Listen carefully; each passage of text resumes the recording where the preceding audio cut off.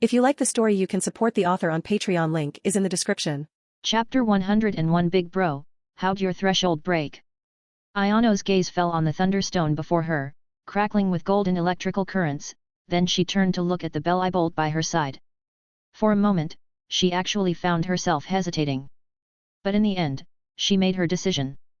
Since she'd received a reward as the second-place player on the leaderboard, naturally, Cynthia, who was in first place, should have gotten the same reward too, right? Maybe she should ask Cynthia about her situation first? Given the circumstances, this seemed like the smartest move. With this thought, Ayano picked up her phone, ready to contact Cynthia. But just then, she suddenly remembered something. Even though she had Cynthia as a friend in the game, she didn't actually have her contact info. How was she supposed to get in touch with her? Meanwhile, thousands of miles away in the Hone region, on an island sitting at the center of an oceanic whirlpool. Outside a massive steel door, two men in Team Aqua uniforms were whispering to each other. Hey, you know what? The boss has been holed up in his room all day without coming out. From 8 p.m. until now, he's been in there the whole time.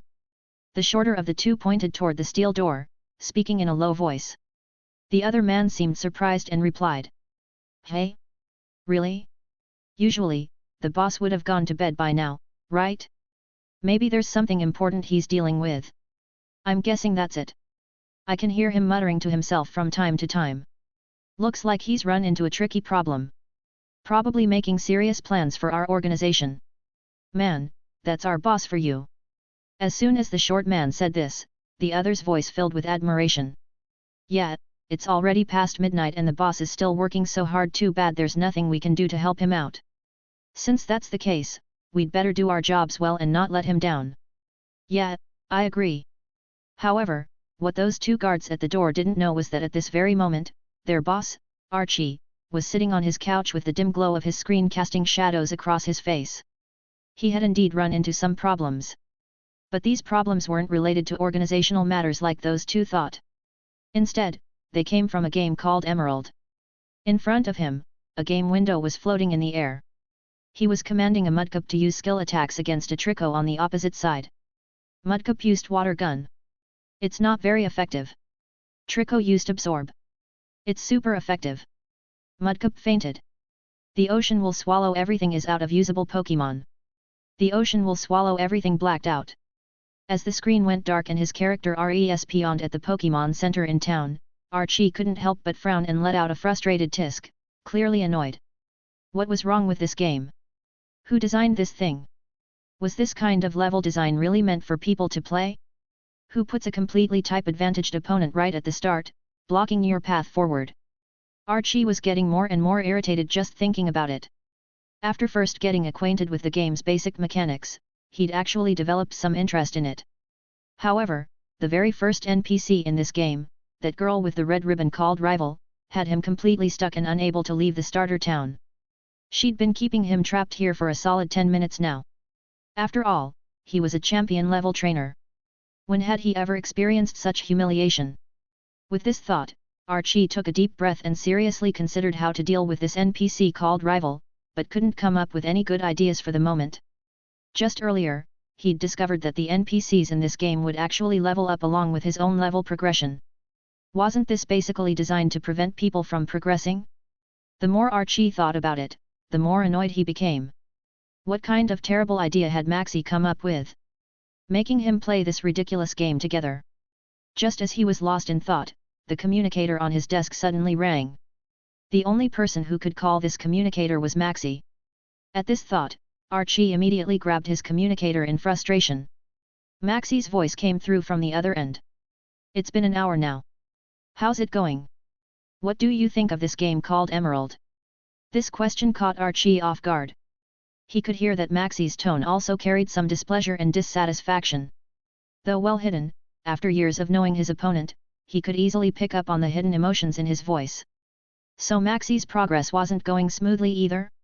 At this realization, Archie suddenly felt all his earlier frustration evaporate, because seeing his nemesis struggle was quite a delightful thing. At least, this kind of situation didn't happen very often in the past. But he didn't show this on his face, instead letting out a cold snort before speaking. What opinion could I have? It's just a bit more difficult than usual. A game like this, trying to stop top-tier experts like us? At most, it'll just waste a bit of our time. Maxie's voice came through with a knowing tone. After all, Archie wasn't the only one who understood his opponent. Oh. So you're saying you got past that rival character? Archie, I did. Then tell me, what's the next city called? Archie. I can see you didn't get past either, and you're lying to me. Hat. My ass. You didn't get past either, did you? If you ask me, this plan of yours is just stupid. This game's difficulty is way too abnormal. Archie rolled his eyes and started complaining. This time, Maxie didn't deny his words, but instead agreed. This game's difficulty is indeed inappropriate and has no real-world relevance. After all, who would actively challenge such a strong opponent that also has a type advantage over them? Hearing this, Archie finally felt a bit better and spoke frankly. Exactly. But this is just a game after all, so you don't need to take it too seriously, brother Maxie. Maxie also replied. True. If worst comes to worst, we can just have some of our subordinates play it for us. This kind of purely time-consuming, laborious work should be left to those underlings anyway. Archie thought this made perfect sense. Because, in his understanding, gaining experience for his plans through this game was indeed quite valuable. But if this game was full of such high difficulty challenges everywhere, that would just be a waste of time. After all, at the end of the day, this was just a game. Even if he successfully completed it first, the so-called author's contact information and 100,000 prize money couldn't arouse any interest in him. Moreover, he was starting to doubt whether this game could actually help advance his plans or give him any inspiration. As the leader of the massive Team Aqua organization, he had plenty of things to keep him busy every day. Where would he find so much time to spend on a game? Just as he was about to voice his agreement with Maxie's words, a golden notification box with bright red text suddenly appeared before his eyes without warning. Please note, player, the ocean will swallow everything. You have been selected as a lucky player during this period's game progress leaderboard settlement, thereby receiving a special reward rare candy gift box, intermediate, X1. Would you like to claim and materialize it immediately? If you choose to materialize it, please step back 2 steps first. Thank you for your cooperation. Looking at the text before him, Archie suddenly shot up from his seat like a carp jumping out of water, glancing around in all directions with eyes full of wariness. Who? However, no one answered him. Only that golden notification box with red text flickered before his eyes again, as if urging him on. Another line of new text began to appear. Selection time has ended. The game will automatically materialize the reward. Thank you for your support and gameplay of Pokémon Emerald. We wish you a pleasant journey ahead. In the next moment, a golden vortex suddenly opened before Archie. Hey, brother Archie, what's wrong with you? Say something. Maxie's voice came through with concern after hearing Archie's shout. Meanwhile, Archie stared at the gradually forming golden vortex before him and the orb of light bursting forth from it. With a dazed expression, he pressed the button to end the call on his communicator. Brother Maxie, I've got something going on here, so I'll hang up first. I'll contact you later. At the same time, in the Sinnoh region, inside Cynthia's villa, Cynthia was still quite shocked and couldn't believe the strength changes that the so-called rare candy had brought to her spiritum. She watched the black domain that had solidified around Spiritom's body from countless layers of ghostly shadows, then nodded toward her Garcomp. Garcomp, why don't you give it a try? After saying this, she couldn't help but add a word to her Spiritom. Little flower, tone down your power a bit. Spiritom immediately nodded upon hearing this, and the shadow-formed domain around its body became noticeably thinner. Garcomp took a deep breath and, following Cynthia's instructions, maintained its guard as it entered that domain. However, the moment its front foot stepped into that domain, an incredibly powerful oppressive force struck down from above its head, as if 1,000-pound stones were pressing down on its body. This tremendous force directly pressed Garcomp's entire body into the ground, making it unable to even resist. The next moment, there was a loud boom as the specially reinforced, incredibly sturdy floor of Cynthia's room broke into a large hole. This was followed by the sound of a heavy object falling, countless clouds of dust rising up, and the sound of glass shattering from downstairs. Garcomp had gone straight through the ceiling, falling from the second floor to the first floor. Cynthia stared at this scene in stunned silence, then turned to look at her spiritomb. Little flower, how much strength did you use? Did you really hold back? Spiritom's face showed an innocent expression. Wait, I only used less than 30% of my power. The next moment, from the large hole in the room's floor, the dusty and disheveled Garcomp flew up from below, looking at the spiritomb across from it with a somewhat complex expression. It really couldn't understand why spiritomb had suddenly become so strong. In its memory, this kind of domain would at most make it feel a bit uncomfortable when moving around. At this moment, after getting spiritom's response, Cynthia couldn't help but gasp. Although Garcomp hadn't been seriously injured, it was still a champion-level high-tier Pokémon. Spiritomb had actually suppressed it like this while only using 30% of its power. So that box of candy, exactly how strong had it made Spiritomb now?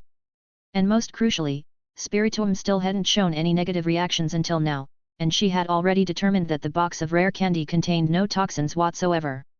In other words, what this candy brought to Pokémon was purely a boost in strength, with no side effects at all. But items like this shouldn't exist in the real world at all. Something that could unconditionally and dramatically boost a Pokémon's strength defied all logic. All of this was just too incredible.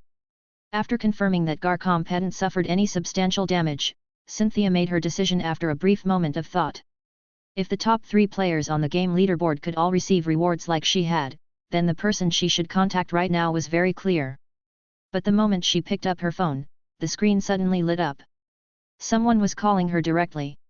Seeing the caller's name, Cynthia couldn't help but freeze. It was exactly the person she wanted to find, Lance, 3rd place on the progress leaderboard. The instant the call connected, Cynthia immediately asked. So, you received it too? The question was somewhat cryptic, but on the other end of the phone, Lance's intermittent voice immediately gave her a definitive answer. Yes, my Dragonite broke through to champion peak level. Cynthia, I think all those doubts I raised earlier don't count anymore. But what is all of this supposed to be? Obviously, Lance had also received the reward from the game's progress leaderboard, just like Cynthia. However, unlike Cynthia's caution, he had directly let his Dragonite consume that box of candy. The effects were already quite clear. Even Cynthia's Spiritomb, which only had champion beginner level strength, had successfully advanced to champion peak level thanks to this box of candy, not to mention Lance's ace Dragonite, which had similar strength to Garcomp. So at this moment, the shock in his heart was no less than Cynthia's. After Lance's last sentence, both of them remained silent on the phone for a long time. This kind of thing really exceeded their imagination. The impact it brought was just too overwhelming. After a while, Cynthia was the first to calm down somewhat. I think first of all, we can't tell anyone about this. Once someone knows that rewards from the game can affect reality, it'll immediately cause a sensation throughout the world. We still don't understand how all this happened. Is there someone behind the scenes manipulating things and distributing this kind of mysterious candy? Lance, I'll be honest, you shouldn't have let your Pokémon eat this kind of candy so early. My Spiritomb has strong toxin resistance, so even if there were problems with the candy, it could handle them itself. But your Dragonite. Cynthia's words were interrupted by Lance's helpless voice. Cynthia, of course, I knew this box of candy might have problems. But when that vortex appeared, I was thinking by the window. By the time I came back, Dragonite had already eaten the whole box of candy. This candy was way too tempting for it. It probably thought I had bought it and just ate it all at once. Since it's already been eaten, that's not important anymore. My thinking is the same as yours. This matter absolutely cannot be spread immediately, at least not until we figure out where these mysterious candies came from. I'm already preparing to report this to the League. Cynthia couldn't help but raise her eyebrows upon hearing this. That sounded more like Lance's style of doing things. As for reporting this incredible matter to the League, Cynthia didn't have such intentions. She was well aware that mysteries even she couldn't figure out probably couldn't be solved by the League either. After a brief silence, she spoke again. Besides us, there should be one more person on the leaderboard who received a reward. I'll handle this person. I'll contact them and make sure they don't leak this information. As for the League, if they don't believe you, just tell them to send someone to find me. I still have another box of candy. Lance nodded upon hearing this. All right, no problem. He suddenly seemed to realize something. Wait, did you just say you have 2 boxes of candy? That's right. Maybe because I'm first on the leaderboard, I received 2 boxes when they distributed the rewards. You only got 1. Cynthia also seemed somewhat surprised. The next moment, she clearly heard Lance gasp on the other end of the phone.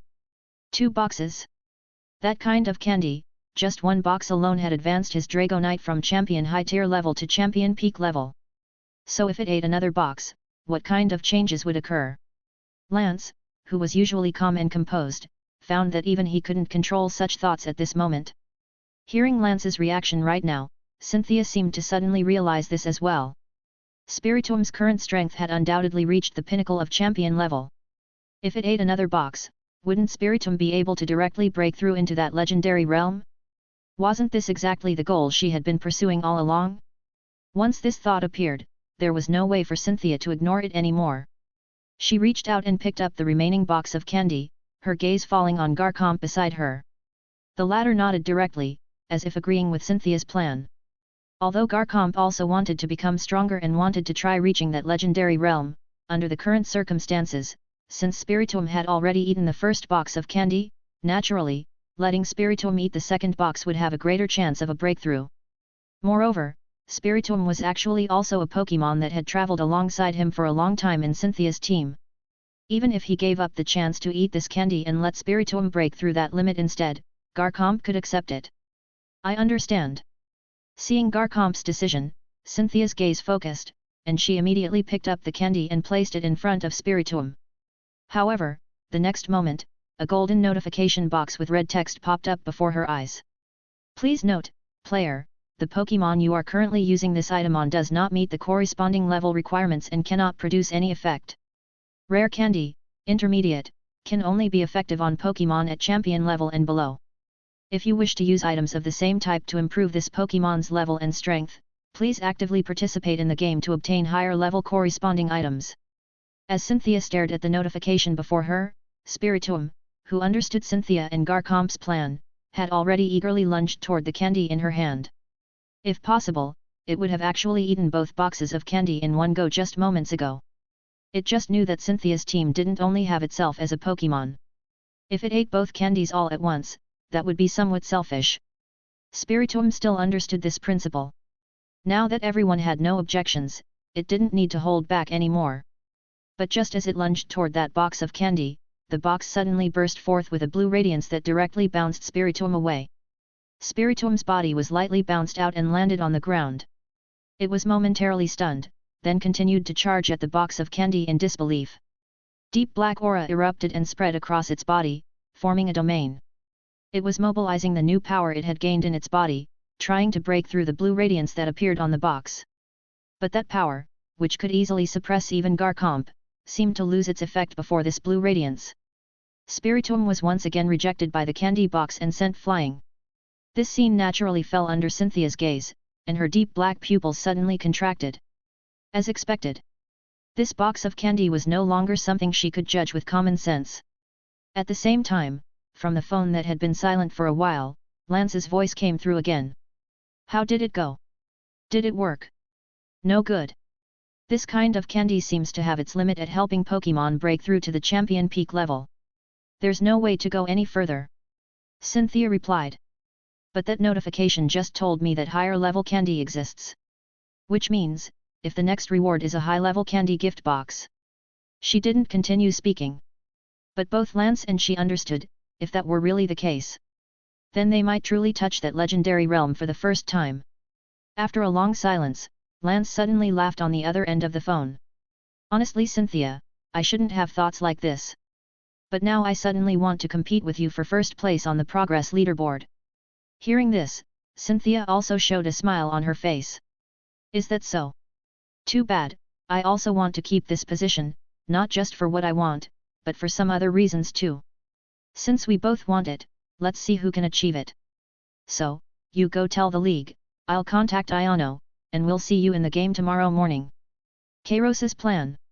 However, what Cynthia didn't know was that just as her words fell and she got up from the computer desk, taking Garchomp and Spiritomb to leave the streaming room, that golden notification box with red text suddenly appeared again in front of the computer desk.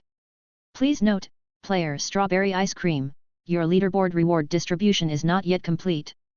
Now proceeding with supplementary distribution. Congratulations, you have received Mega Evolution Stone Gift Box X1. Kanto Region. As usual, Kairos did a simple wash before bed, but when he returned to his bedroom, a line of notifications was already frantically refreshing and appearing before his eyes. Ding! Please note, host, this week's in-game progress leaderboard reward settlement has been completed. All rewards have been distributed. The next progress board will be settled on time after 1 week. You can freely adjust the number of people receiving leaderboard rewards and the scale and content of rewards during this period. In addition to the current weekly leaderboard, you can also add other leaderboards based on different metrics. This was a supplementary explanation for the leaderboard module in the game. Kairos nodded slightly. At the same time, another new notification refreshed before his eyes. Ding! Due to your reward distribution behavior impacting the emotional threshold of specified players, congratulations! Key figure Cynthia has provided you with emotion points, 1200 points. Congratulations! Players Lance and Iono's emotional thresholds have successfully broken through and upgraded to LV2. You have received rewards, 3000 emotion points random mid-level module draw chance x2. Kairos looked at the string of notifications before him and couldn't help but freeze for a moment, then slightly furrowed his brow. Honestly, the shock points Cynthia gave this time were indeed quite substantial, and Iono and Lance's emotional threshold breakthroughs were also good news. But he had already invested heavily, purchasing a Mega Stone gift box, and still couldn't successfully break Cynthia's emotional threshold to the 3rd level? At this thought, Kairos couldn't help but furrow his brow slightly. But soon, he suddenly remembered that the system seemed to have mentioned before that key figures' emotional threshold breakthroughs not only required them to experience extreme emotional fluctuations, but also had to match that player's personality, experiences, and preferences. Back then, Cynthia's emotional threshold had achieved its 2nd breakthrough when she saw that Zacian CG, but Iono, who watched the same CG, didn't experience a threshold breakthrough. However, the good news was that at least the Mega Evolution gift box should have successfully advanced her emotional threshold progress. Whatever. Cynthia had already contributed so many shock points for him. Not just her own, but the points her stream indirectly contributed to Kairos had definitely exceeded 10,000 already. He'd consider this gift box a present from him to her. Anyway, Cynthia breaking through to the 3rd emotional threshold level was bound to happen sooner or later. While thinking, Kairos also began considering another matter. Since the existence and appearance of the Mega Evolution gift box couldn't break Cynthia's emotional threshold to level 3, then, as the system said, he'd probably need to prescribe the right medicine to achieve this. And what could shock Cynthia the most was undoubtedly everything related to legendary Pokémon. At this thought, Kairos's lips couldn't help but curl up slightly. You can run away from the monk, but not the monastery. Right now, he couldn't solve the level 3 emotional threshold barrier, but it wouldn't be long before he probably could. Kairos's confidence wasn't unfounded, because Cynthia's game progress wasn't too far from a key upcoming storyline. At this moment, he couldn't help but envision red and blue figures, the battle between the gods of sea and land. Lava explosions, tsunami drift, everything turning pale. This was the most crucial segment in the main storyline, Kyogre and Groudon erupting in an earth-shaking battle, followed immediately by the legendary dragon Rayquaza intervening to stop them. Even among all Pokémon series games, this could be called one of the most classic scenes, and it left a deep impression on Kairos during his childhood. You had to know that the game presenting this storyline back then only had low-level pixel graphics. But now, although Kairos's game was also a pixel game, it had completely different conditions. Moreover, Kairos had his own ideas. He wanted to add some spice to this storyline. He would present this storyline to all players in a more shocking, more amazing, more unforgettable way.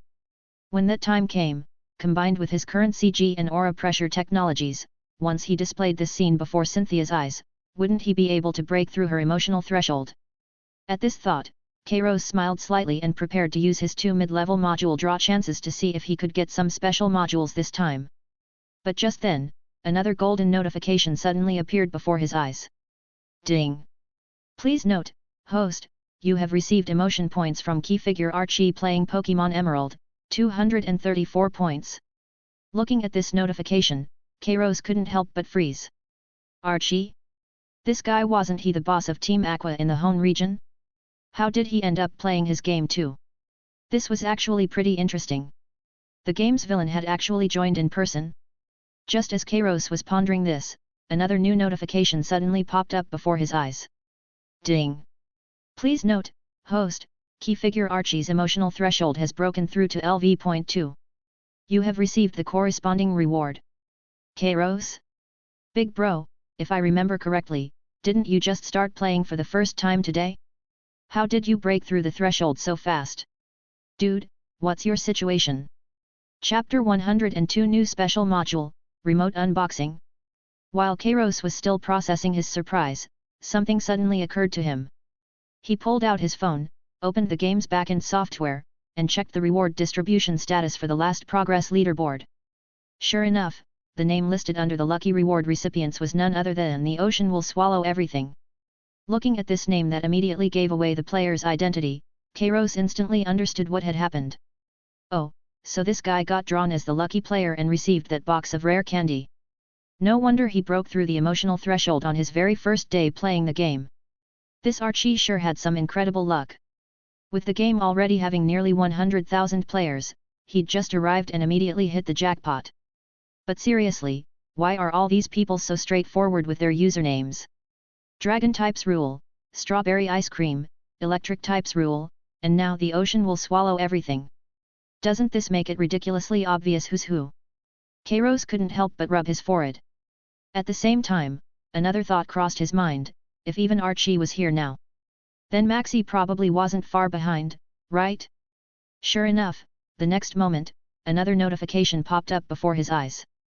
Ding! Congratulations, host! You have received emotion points from key character Maxie, 231 points. Compared to Archie, he hadn't experienced any breakthrough in emotional threshold, which was actually normal since he hadn't received that lottery reward. As a new player, 231 points wasn't bad at all. As his gameplay progressed, the points he provided would naturally increase along with it. After all, there were some pretty explosive things waiting for him later on. If Kairos wasn't mistaken, just like Archie, Maxie had probably learned about his appearance in the game and the leak of their plans, which prompted him to urgently start playing this game. Kairos felt somewhat pleased. It seemed that as time went on, Pokémon Emerald was gaining more and more recognition, and naturally, more key figures were getting exposed to his game. As for whether these big shots were good guys or bad guys, Kairos didn't really care. After all, he was just some guy making games, and with the system's concealment, as long as he didn't do anything stupid, they couldn't track him down anyway. But he wondered what kind of expressions would be on Archie and Maxie's faces when they saw themselves in the game, one summoning Kyogre and the other summoning Groudon. Just thinking about it was pretty amusing. Meanwhile, at Team Magma's base, Maxie was genuinely puzzled right now. Because Archie, who had just been communicating with him, had suddenly vanished mid-conversation. Something about having some urgent matters to handle, and then his communicator became completely unreachable. Based on Maxie's understanding of Archie, this situation was quite unusual. The only reasonable explanation for this behavior was that Archie had suddenly encountered something that caused his attitude toward him to do a complete 180. But what could that something be? Maxie frowned, his gaze unconsciously drifting to the upper right corner of his screen, where a mail icon was continuously expanding and flashing, indicating he had new messages. Maxie instinctively clicked on the mail icon, and a series of messages appeared before him. This week's game progress leaderboard player rewards have been settled. Players Strawberry Ice Cream, Electric Types Rule, and Dragon Types Rule have received the top 3 ranking rewards. Due to the 3 players' settings, specific reward details have not been made public. Looking at these 2 notifications, Maxie snorted coldly, appearing quite disdainful. He naturally knew the real identities of these 3 players: Cynthia, Lance, and Iono, all people from the League's side. Just some crappy rewards from a game, and they won't even make the specific information public. They claim to be upright and honest, but is this how League people conduct themselves? He snorted coldly, muttering to himself. Of course, he mainly had issues with League people, the specific matter wasn't really important. However, the next moment, when he saw another line of text below the message, he couldn't help but freeze. The player who received this period's lucky reward is, The Ocean Will Swallow Everything Online, Reward Content Rare Candy Gift Box, Intermediate, X1. The Ocean Will Swallow Everything? Wait a minute, no matter how you look at it, this sounds like that bastard Archie's username, doesn't it? Maxie suddenly snapped to attention. So this guy suddenly became unreachable because he received a lucky reward in the game? And then he ran off to play the game? This guy, what's wrong with him? It's just some in-game reward from a lottery, is it really worth getting this excited over? Maxie frowned slightly. Hey? Wait a second. Something feels off about this situation. Whatever, who cares? That guy's just scatterbrained sometimes, always doing weird and inexplicable things. He glanced at his screen, where his character was still standing in front of that girl called Rival, his eyes flickering. Although he'd been saying the game was boring, deep down, Maxie felt like this game had awakened his competitive spirit. How could a distinguished Team Magma leader and champion-level trainer like himself be stopped by some little girl? If he couldn't even get past a game of this difficulty level, how could he ever hope to realize his great ambitions and ideals? But today, he should probably get some sleep first. He wasn't someone who stayed up late, and he was indeed feeling a bit tired right now. Just as Maxie was getting up from his desk, preparing to turn around and rest for the night, his office door suddenly echoed with urgent knocking. "Sir, are you there? I have urgent matters to report, it's about Archie." Archie? Hearing that name, Maxie felt himself instantly perk up. "Come in." The room door was pushed open, and a man wearing a blue robe quickly stepped forward, half kneeling before Maxie and hastily bowing to him before speaking urgently. "Sir, just moments ago, the spy you planted within Team Aqua sent back a message." Maxie's eyes immediately lit up upon hearing this. Although he and Archie had begun cooperating on the surface, they were fundamentally incompatible like fire and water, so Maxie had never let his guard down around Archie. This chess piece was one he'd planted ages ago, costing him considerable effort and energy. For so long, there had been no reliable intelligence coming back that he'd almost forgotten about it. Who would have thought it would finally come in handy today? "Make it clear." He stood up and approached the man, staring intently at him. The latter didn't dare delay and quickly said, "Today we received contact from him, saying that Archie's side finally had some major developments." "Sir, according to the intelligence our spy sent back, just moments ago, Archie suddenly woke up all the organization members in the entire base in the middle of the night and issued an order." A gleam flashed in Maxie's eyes. As expected, Archie's unusual behavior today was because he was hiding something big, and it had nothing to do with that so-called Pokémon Emerald game reward. That was just Archie's cover story. Tisk, after all these years, this guy finally got a bit smarter and learned how to disguise his intentions. He'd almost fooled even him and led him astray. Good thing he was one step ahead. Just as Maxie was pondering this, the man before him suddenly showed a somewhat complicated expression on his face, hesitating briefly before speaking. "But sir," he said, "that order was kind of strange." "What exactly was the order? Hurry up and tell me." Seeing his hesitant manner, Maxie immediately felt something was wrong. The man seemed to make a difficult decision, and after several seconds, finally gritted his teeth and said, "The content of the order was that starting today, everyone should stop all work and plans in their hands and focus on one thing, put all their effort into playing through a game, and try to get on the leaderboard if possible. Anyone who makes it into the top 3 on the rankings gets promoted directly to his deputy and receives a reward of 1 million Poke dollars. Sir, according to our spy, right now every computer in Team Aqua's entire base is being used to play that game." "What was that game called again? Something like Pokémon Emerald?" "I believe this intelligence is too absurd. Our spy has probably defected, otherwise he couldn't possibly send back such bizarre intelligence." "Sir, why aren't you saying anything?" Lord Maxie. Meanwhile, on the outskirts of Cerulean City, after figuring out why Archie's emotional threshold level had suddenly increased, Kairos began taking stock of the rewards he'd gained today. Although he'd just purchased the Mega Evolution Stone gift box for Cynthia, he spent a hefty 10,000 emotion points that completely drained his balance. But the income from these 3 new emotional threshold level breakthroughs, plus the 1,000 plus emotion points Cynthia herself provided from receiving the game leaderboard reward, filled about half of that hole and helped Kairos recover some ground. Now his emotion point balance was still over 7,000 points, which was fairly comfortable. Compared to earlier, he was just a bit further from that 20,000 emotion point advanced efficiency production module. But from a long-term perspective, whether it was Lance's or Iono's emotional threshold breakthroughs, both meant they'd be able to provide more and more points going forward. He'd probably be able to gather 20,000 points soon enough. So now, it was time for the main event. Kairos's gaze fell on the system panel. System, use the 3 intermediate module lottery chances. As the lottery interface appeared, Kairos couldn't help but feel some anticipation.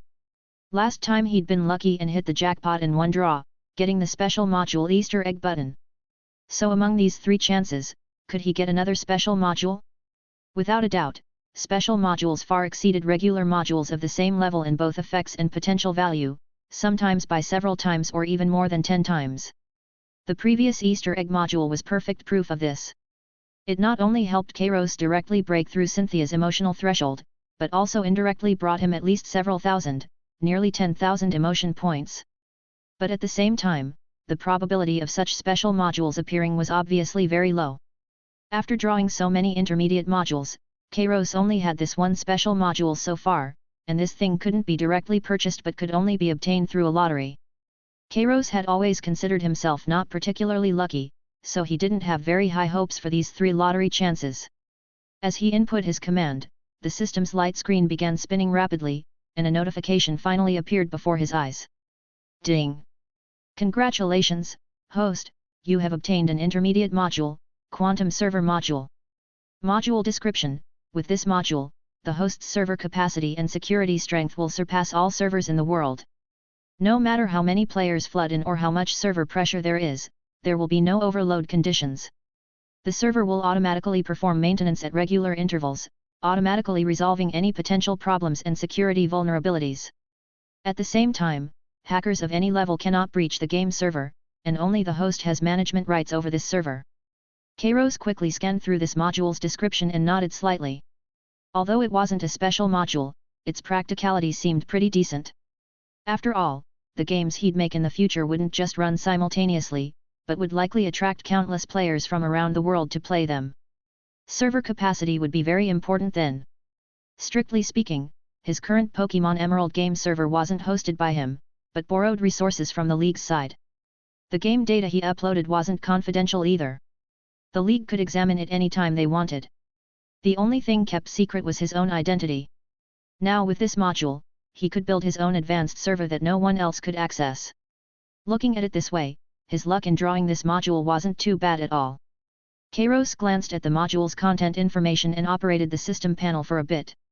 The Pokémon Emerald game itself was directly transferred from the League's official server to the system's server, marking the game's complete independence. In any world, such a server would be something any game developer could only dream of having. But compared to the system's other functions, Kairos knew this was just child's play. So he immediately started the second module lottery. Unfortunately, he still didn't get a special module this time. However, this module's appearance caught his attention. Unlike the previous black square module, the icon that appeared before him this time was 2 colliding fists with spiraling, rainbow-colored light bursting out, looking somewhat similar to the radiance of Bond evolution. So, this was? Just as he was wondering. Ding! Congratulations, host, you have obtained an intermediate module, Bond Detection Module. Module description: when the host's developed games are loaded with this module, the game will intelligently detect the bond, friendship, and emotional state between players and any Pokémon in their team. When players engage in positive bond building and emotional interactions with their Pokémon, they will generate large amounts of corresponding emotion points. This point production is not negatively affected by the player's bond threshold level. At the same time, the host can also set certain mechanisms based on the bond situation of Pokémon in the player's team, such as bond requirements for Mega Evolution, or friendship-based combat bonuses in the game.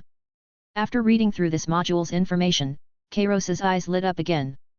Although what he'd drawn wasn't a special module this time either, it was definitely among the best of the intermediate modules. In Pokémon Emerald, he'd been consciously and unconsciously emphasizing the concept of bonds, whether it was arranging Mega Evolution settings for players in the Petalburg Gym battle or the chance for players to trigger bond-based survival mechanics in battle. These were all things he'd deliberately added. But previously, limited by technical constraints, he could only work with the built-in friendship values in the game. When players interacted with their Pokémon, it would increase the Pokémon's friendship, potentially enabling special mechanisms like bond evolution and bond survival in battle. The problem with this approach was obviously significant. Making judgments purely based on the friendship value was too mechanical. Even if a player just fed their Pokémon berries of their preferred flavor every day without any actual interaction, the friendship would still rise to a very high level. But could you say there was a real bond between the Pokémon and the player? Obviously not. But now with this bond detection module, none of that would be a problem. Kairos could arrange bond evolution requirements in a much more human-like way. Besides that, player interactions with Pokémon in the game could significantly boost Kairos's emotion point income. Although he didn't currently know what level this significant boost could reach, just the fact that the income wouldn't be reduced by players' low threshold levels was already an excellent thing. Overall, for an intermediate module to achieve this level, Kairos was quite satisfied. Now only the last lottery chance remained. Whether he could get a special module would be decided by this final draw. With this thought, Kairos chose to draw again, using up his last chance. And this time, a notification with colorful radiance suddenly popped up before his eyes, announcing his victory. Ding! Congratulations, host! You have successfully drawn a special module. Kairos's breathing suddenly stopped. Out of just 3 chances, he'd actually gotten one? This didn't really match his usual bad luck persona, did it? The sun must be rising in the west today. His gaze quickly fell on the new module that appeared before him. This module's icon was indeed quite distinctive. It was a huge 4-sided mirror, with a black and white figure standing on either side of it. However, the black figure looked immeasurably more powerful than the white one. A series of information notifications began popping up before Kairos. Special Intermediate Module, Mirror Match Module. Module Effect: when the host's created games are loaded with this module, the game can create perfect mirrors or enhanced mirrors that match the player's strength as opponents based on the player's real skill level or in-game level. This is the ultimate self-challenge. Specific module mechanisms. Host can choose copy target, player's in-game strength / player's real-world strength.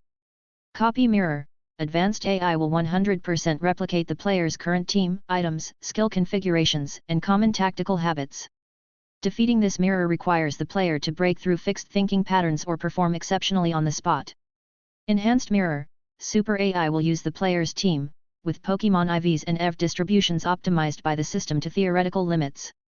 AI decision-making speed will be faster and more precise than the player. Counter mirror: Super AI will specifically use perfectly counter teams built to target the player's strongest team / core tactics. Players need to temporarily change teams or develop entirely new tactics with their current team to respond. Point generation rules: when players are crushed and experience frustration and unwillingness, they will provide certain emotion points. When they finally find a way to defeat the mirror, they generate large amounts of positive emotion points. Specific output will be determined by actual mirror difficulty.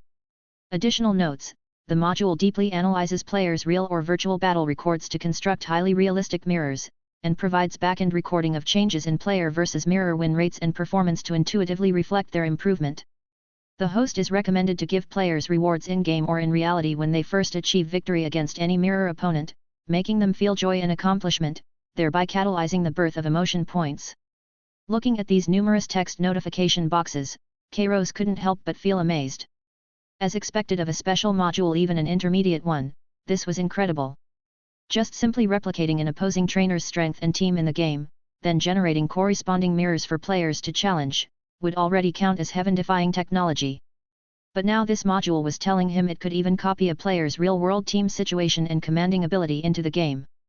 Holy crap, wasn't this basically a remote unboxing? T/N, don't really know what this means. But Kairos thought about it and suddenly narrowed his eyes. For him, this was actually a good thing. After all, the higher the challenge difficulty in the game, the greater the player's emotional fluctuations.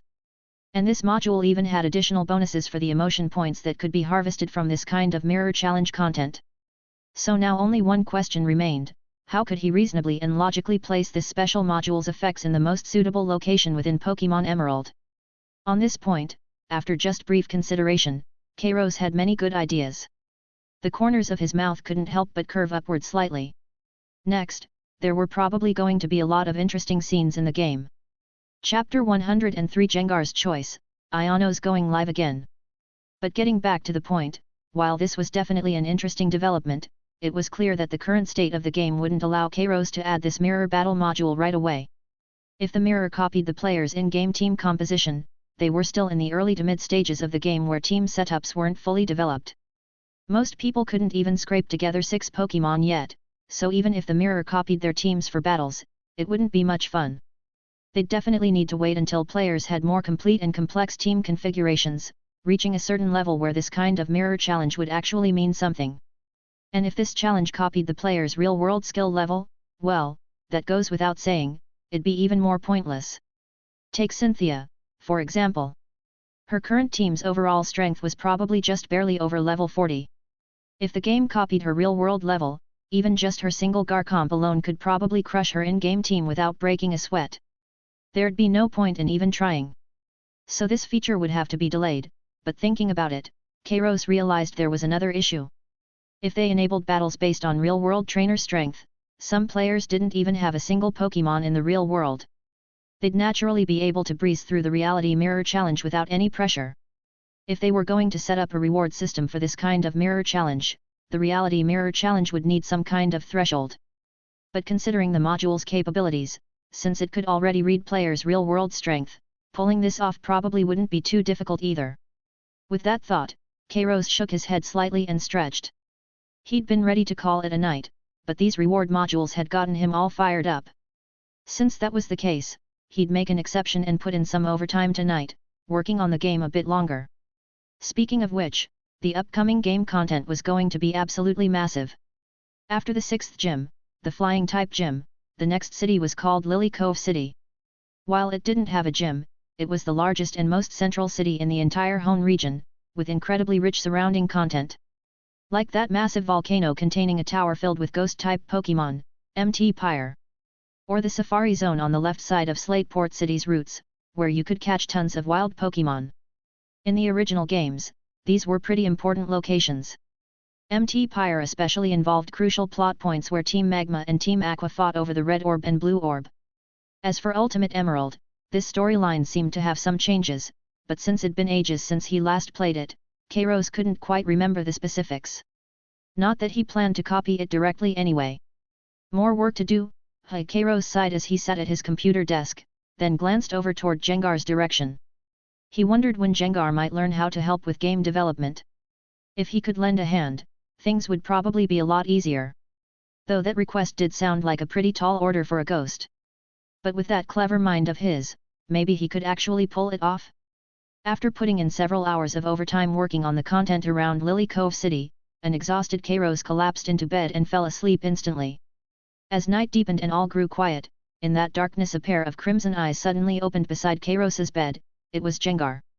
He glanced at Kairos sleeping peacefully on the bed, then looked over at the chandelier on the windowsill, eyes closed in equally peaceful slumber, before carefully rising from his cushion. If he wanted to escape, this was undoubtedly the perfect opportunity. Leave this place and he wouldn't have to follow this human's orders anymore, he could continue exploring the outside world. A flash of determination crossed Jengar's eyes as he quietly got up and drifted toward the wall. As a ghost-type Pokémon, he could easily phase through solid objects, walls included. But the moment he approached the wall, he glanced back at Kairos sleeping on the bed, and his movements suddenly stopped. The words from earlier that day echoed again in Jengar's mind. Since you've joined us, we're family now. You don't have to sleep in your Pokeball, sleep wherever you want. If you want to sleep with me, that's fine too. The bed's plenty big, but your body temperature's pretty cold, so try not to wake me up, okay? Oh? You like this too? Just tell me when you're hungry, eat as much as you want, I've got plenty. Along with those words, that strange feeling rose again in Jengar's heart, making him shake his head repeatedly, trying to dispel the sensation. Damn it, freedom was what mattered most. Those old ghosts had always said that once you fell into human hands, your life was finished. He'd finally escaped from that awful place and still had a vast world to explore. How could he just settle down here and live with some human? But why did this human feel so different from what he'd imagined? Maybe living with him wouldn't be such a terrible thing after all? Jengar took one long look in Kairos's direction, his form hovering silently by the wall, as if making some final decision in his heart. The next morning, Ayano woke up bright and early. She got out of bed and rubbed her sleepy eyes. Obviously she hadn't slept well last night, the impact of what had happened before she went to sleep was just too overwhelming. Even now, she felt like she was living in some kind of dream. Waking up and remembering what happened, her heart was still racing. A game reward that actually showed up in real life? Not even those web novels would write something like that. Speaking of which, after getting that Thunderstone and rare candy gift box last night, Ayano had originally wanted to contact Cynthia. When she realized she didn't have her contact info, she'd planned to log into the game and message her through there. But the moment she turned on her computer, Cynthia called her directly. During that phone call, Cynthia confirmed that she'd also received rewards from the game just like Ayano, and had even tried using the rare candy box. Cynthia didn't go into the specifics, but she warned Ayano not to rush into using anything that appeared from the game until they could confirm it was all safe, whether it was the candy box or the Thunderstone. Beyond that, Cynthia also stressed that they shouldn't tell anyone about this for now. Ayano could totally understand why Cynthia emphasized that point. After all, when she'd watched those leaderboard rewards appear right before her eyes, she'd nearly fainted from shock. If this happened in front of regular players, it would probably cause massive chaos across the entire world. But still, Ayano's gaze fell on the gift box and Thunderstone sitting on her desk, and she couldn't look away. Originally, her attitude toward this game had been purely viewing it as a charming virtual world. Like that Pokémon called Zeraora, and all those so-called legendary Pokémon, Ayano hadn't taken them seriously. It was just that the game's presentation was so realistic that she'd gotten completely absorbed while playing. But now even the in-game leaderboard rewards were real drops. Didn't that mean everything inside the game could be real too? That would naturally include the Zeraora she'd been chasing. At this thought, Ayano's eyes immediately lit up, bursting with excitement. While this game could apparently send rewards into the real world, she still didn't think the Pokémon she caught in-game could become real-world creatures. Having those items and rewards appear was already pushing the limits of what she could understand and accept. But this way, all the intel she'd gathered about that Zeraora in the game would be real too. That meant she could use this information to search for this Pokémon in the real world, maybe she'd actually have a chance to encounter it for real. With this realization, Ayano didn't hesitate to fire up her computer again, her expression focused. No matter what, she was definitely going to the power plant today to meet that guy. As she started up the game, she naturally opened her stream as well, following her usual routine. Ayano's stream was already hugely popular, and ever since she'd started streaming Pokémon Emerald, her follower count had been climbing steadily. Clearly plenty of people had seen clips of her gameplay online and come to check her out. Her original 3+ million followers had grown by over 1 million more in less than a week. The moment her stream went live, her hardcore fans and newcomers immediately flocked in, with chat messages constantly scrolling across the screen. Streamers so dedicated, going live this early. You can tell you really love playing this game. Yes, seriously, you were up so late last night you started hallucinating. Maybe take a day off? The game's fun and all, but your health matters too. Get out of here with that. I'm still waiting for the streamer to beat this gym and go to the power plant to meet that awesome Pokémon. As the chat went crazy, Ayano noticed some viewers starting to ask about the in-game progress leaderboard rewards. Streamer, aren't you second place on the progress board? The game rankings closed yesterday, what rewards did you get? Show us. Yeah, what's in that rare candy gift box? How many candies? This game's so stingy, with all these players, they only give rewards to the top 3 on the leaderboard? Are they trying to kill us with competition? Don't worry, I heard next week when rankings close, they'll give rewards to more people. Seeing these chat discussions, Ayano was instinctively startled, then immediately realized what was happening. Right, they were talking about the virtual in-game items, not those real-world rewards that had suddenly appeared. After all, none of these stream viewers knew that this game's rewards weren't virtual data, but actual physical items. Even so, Ayano couldn't help feeling guilty. Lying had never been her strong suit, and since she'd promised Cynthia, she definitely couldn't spill the beans about what really happened. But pretending not to see these messages would be pretty hard to pull off too. So what now? Just as Ayano was feeling conflicted, she caught sight of a notification box that had appeared in the game's upper right corner. Dear player Electric Supremacy, last week's progress leaderboard has been calculated. You have received Rare Candy Gift Box, Intermediate, X1 and High Quality Thunderstone X1. Items have been placed in your game bag. Enjoy your game.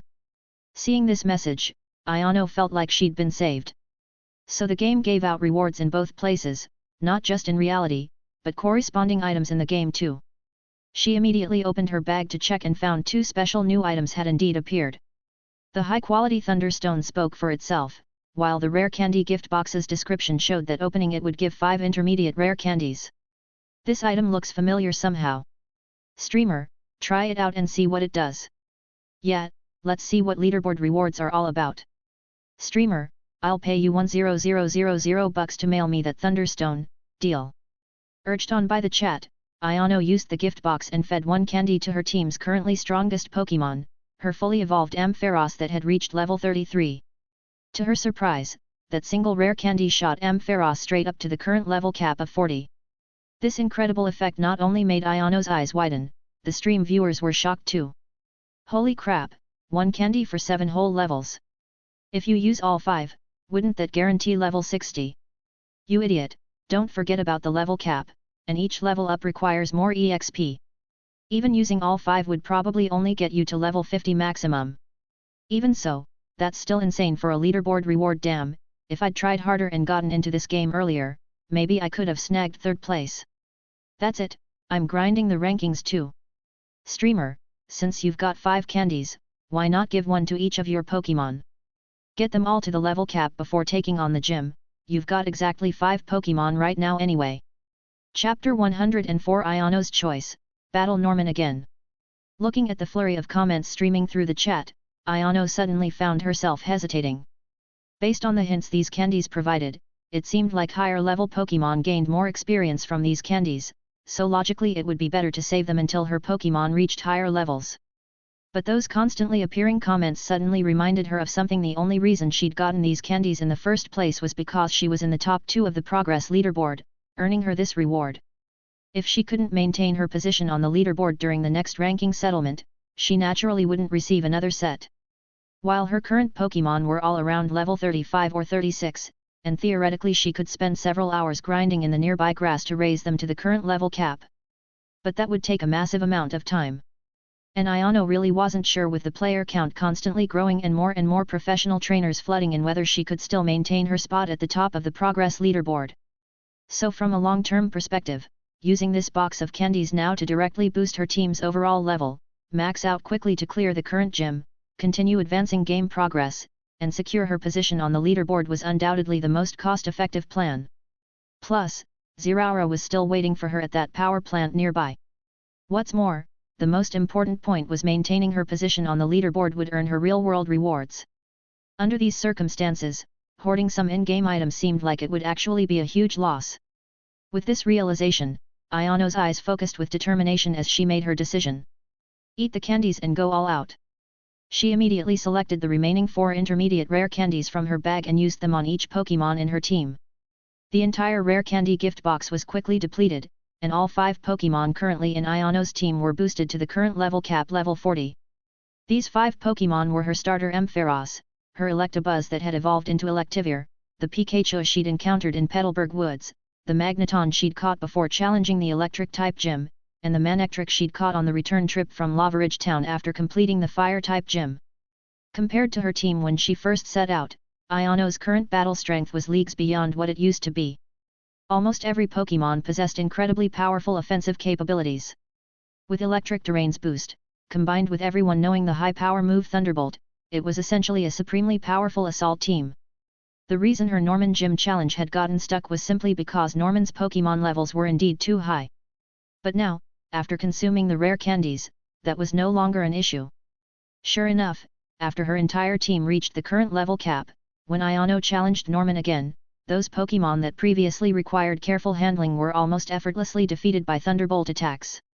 Although Norman's powerful Pokémon lineup still gave Ayano some headaches during battle, this time was at least far better than the last. In the intense battle, time ticked by minute by minute. 20 minutes later. Pikachu, use Thunderbolt. With Ayano's command, brilliant electrical light erupted from Pikachu's body, successfully hitting Slaking and taking away its last bit of HP. As Slaking fell and Norman sent out his final Pokémon Kangaskhan, Ayano finally felt herself relax slightly. This gym battle was her most perfectly executed attempt since eating the candies, with paralysis status triggering at excellent rates. Now Norman only had this final Pokémon left, while her team still had Magneton and Pikachu at full health, plus her lead Pokémon Ampharos with half its HP remaining. At this point, many viewers in the chat started sending comments. 3 against 1, advantage is ours. This should be the streamer's smoothest run yet. Leaderboard rewards are so useful, I said she should use them, feels like clearing became so much easier. However, these were all from viewers who hadn't watched Cynthia's stream. Those who came from Cynthia's stream and knew what was about to happen were sitting in front of their screens, many unconsciously breaking into knowing smiles. Because they knew what was coming next was when this gym battle would truly begin. Soon, with Electric Terrain's boost, Pikachu successfully traded its battle capability to take away most of Kangaskhan's HP. As the new turn began, Iono directly sent out Ampharos from her back line, still at half health.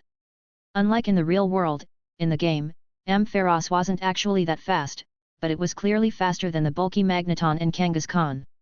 And with just this one attack opportunity, Ampharos could successfully finish off Kangaskhan's remaining HP. Please, Ampharos, Thunderbolt! With Iono's command, brilliant lightning erupted from Ampharos's body again, successfully hitting the nearby Kangaskhan and completely draining its HP bar. Seeing this, Iono's heart finally completely relaxed. Norman's gym was indeed tough, but thank goodness she'd used those rare candies to boost her team's level. Otherwise, she'd probably be stuck at this gym for several more hours before having a chance to clear it. Since the candies had bought her precious time, after defeating him, she'd immediately push forward with full effort. And she was finally going to see that Pokémon called Zeraora from her dreams again. But just as Iono's emotions were surging, she suddenly noticed something abnormal on screen. The battle that should have ended didn't proceed to the results screen. Instead, Norman appeared on the battlefield. The game's music suddenly became intense and exciting at that moment. Remembering those inexplicably cryptic comments that had floated through the chat earlier, Iono suddenly had an ominous feeling. The next moment, Norman across from her raised one hand. Child, first, I must emphasize once again I'm proud of your progress. Your performance has far exceeded my expectations. But as I said before, a battle is a battle, and I must give it my all. Come, Kangaskhan, show her the bond and connection between you and me. Mega Evolution. Mega Evolution? This familiar yet somewhat strange term made Iono freeze for a moment, but the next instant she saw a brilliant rainbow evolution light suddenly burst before her eyes, enveloping Kangaskhan's body. This was evolution light? Iono was instantly confused. Wait, wasn't Kangaskhan a Pokémon with no evolutionary forms? Why was this light appearing around it? Before Iono could think more about it, a notification appeared before her eyes, along with a brand new HP bar that had recovered to half. Kangaskhan has successfully evolved into Mega Kangaskhan. Its HP has been restored. Mega Kangaskhan's ability has changed. What happened next was completely predictable. The Ampharos Iono had left on the field was swept by Mega Kangaskhan's parental bond ability after a power-up punch boost, getting completely steamrolled through her entire team. It was exactly the same situation Cynthia had faced against this Mega Kangaskhan. But unlike Cynthia, when Ampharos took Kangaskhan's attack and fainted, it didn't trigger the Mega Evolution mechanism. At this moment, as Iono's final Magneton was also taken out by a drain punch that triggered its sturdy ability, only to be finished off by Parental Bond's follow-up hit, the chat exploded with discussion. So that's what you veterans were all excited about. You already knew Norman would pull out this insane whatever evolution. Holy crap, I actually saw Kangaskhan evolve mid-battle, am I dreaming? This Mega Evolution thing seems crazy strong, this Kangaskhan can actually double hit and trigger move effects, that's totally broken. Even Sturdy got one shot, this is invincible. These were obviously new viewers who had no idea what would happen in Norman's gym battle. Meanwhile, those veteran viewers who'd watched Cynthia's stream were also somewhat confused. Hey, weird, shouldn't the streamer's Pokémon also be able to Mega Evolve? Doesn't the streamer have an Ampharos Mega Stone? Maybe Ampharos fainted too early? Can only the last Pokémon trigger this special evolution? I don't think it's designed that way, otherwise this gym would be pretty unreasonable. There's no way to beat this Kangaskhan without Mega Evolution. They'd expected that after Iono got shocked by Mega Kangaskhan, her Ampharos would survive with 1 HP like Cynthia's Sceptile and also Mega Evolve. Everyone was even looking forward to seeing what kind of new ability and powers Ampharos would gain after Mega Evolution. But now this battle just ended with Magneton's defeat. However, there was something different. Ayano's character hadn't returned to the Pokémon Center, but was still standing in front of Norman. At this moment, her heart was just recovering from the shock of seeing this so-called Mega Kangaskhan, and she wanted to check the chat to understand what was actually happening. After a brief read, she immediately understood. So this so-called Mega Evolution was an extremely special evolution form in the game. And according to the chat, when Cynthia faced this Mega Kangaskhan in her gym battle, her Pokémon had also undergone Mega Evolution. Right, now that she thought about it, she had indeed received an item called Ampharos Mega Stone after helping that middle-aged man in Rustboro City. She hadn't known what it was for at the time, but now it seemed that stone was meant to let her Ampharos complete this kind of evolution, right? But why hadn't she triggered this effect in the recent battle? What went wrong? Ayano couldn't help but frown in thought. At this moment in the game, Norman had approached her character and began speaking. My daughter, your strength has indeed improved by leaps and bounds, which is excellent, but you seem to have overlooked something on your path of progress. As a trainer, while developing and improving your Pokémon's abilities is important, what's even more important is building an unbreakable relationship and bond with them. With that, Norman turned and patted the shoulder of the Mega Kangaskhan behind him, showing a smile. What I just demonstrated to you in battle was a special mechanism called Mega Evolution. As long as you have the corresponding Mega Stone for your Pokémon and a Key Stone, you can harness the power of these two items through the bond between trainer and Pokémon, allowing them to complete a special evolution. If you get the chance, you should definitely see if you can obtain Mega Stones corresponding to your own Pokémon. I've already asked someone to help you find a keystone. There might be news later. With Norman's words, the chat immediately erupted in discussion. Hey, the cutscene the streamer triggered seems different from Cynthia's. Is it because she didn't successfully Mega Evolve during battle? The streamer clearly has the stone for Ampharos, so according to Norman, does that mean the streamer doesn't have a bond with Ampharos? Can't say there's no bond, normal Mega Evolution requires a keystone after all. Can only say the bond between the streamer and Ampharos isn't strong enough like Cynthia and Septals to substitute for that item. I think that's it. Cynthia always interacts with her Pokémon after every battle, feels like she really treats those Pokémon as her partners and takes them seriously. True, compared to that, the streamer seems to think about advancing progress every day and rarely interacts with her own Pokémon, so not enough friendship means no keystone less Mega Evolution, which makes sense. Reading the chat's updates and speculation left Ayano stunned again.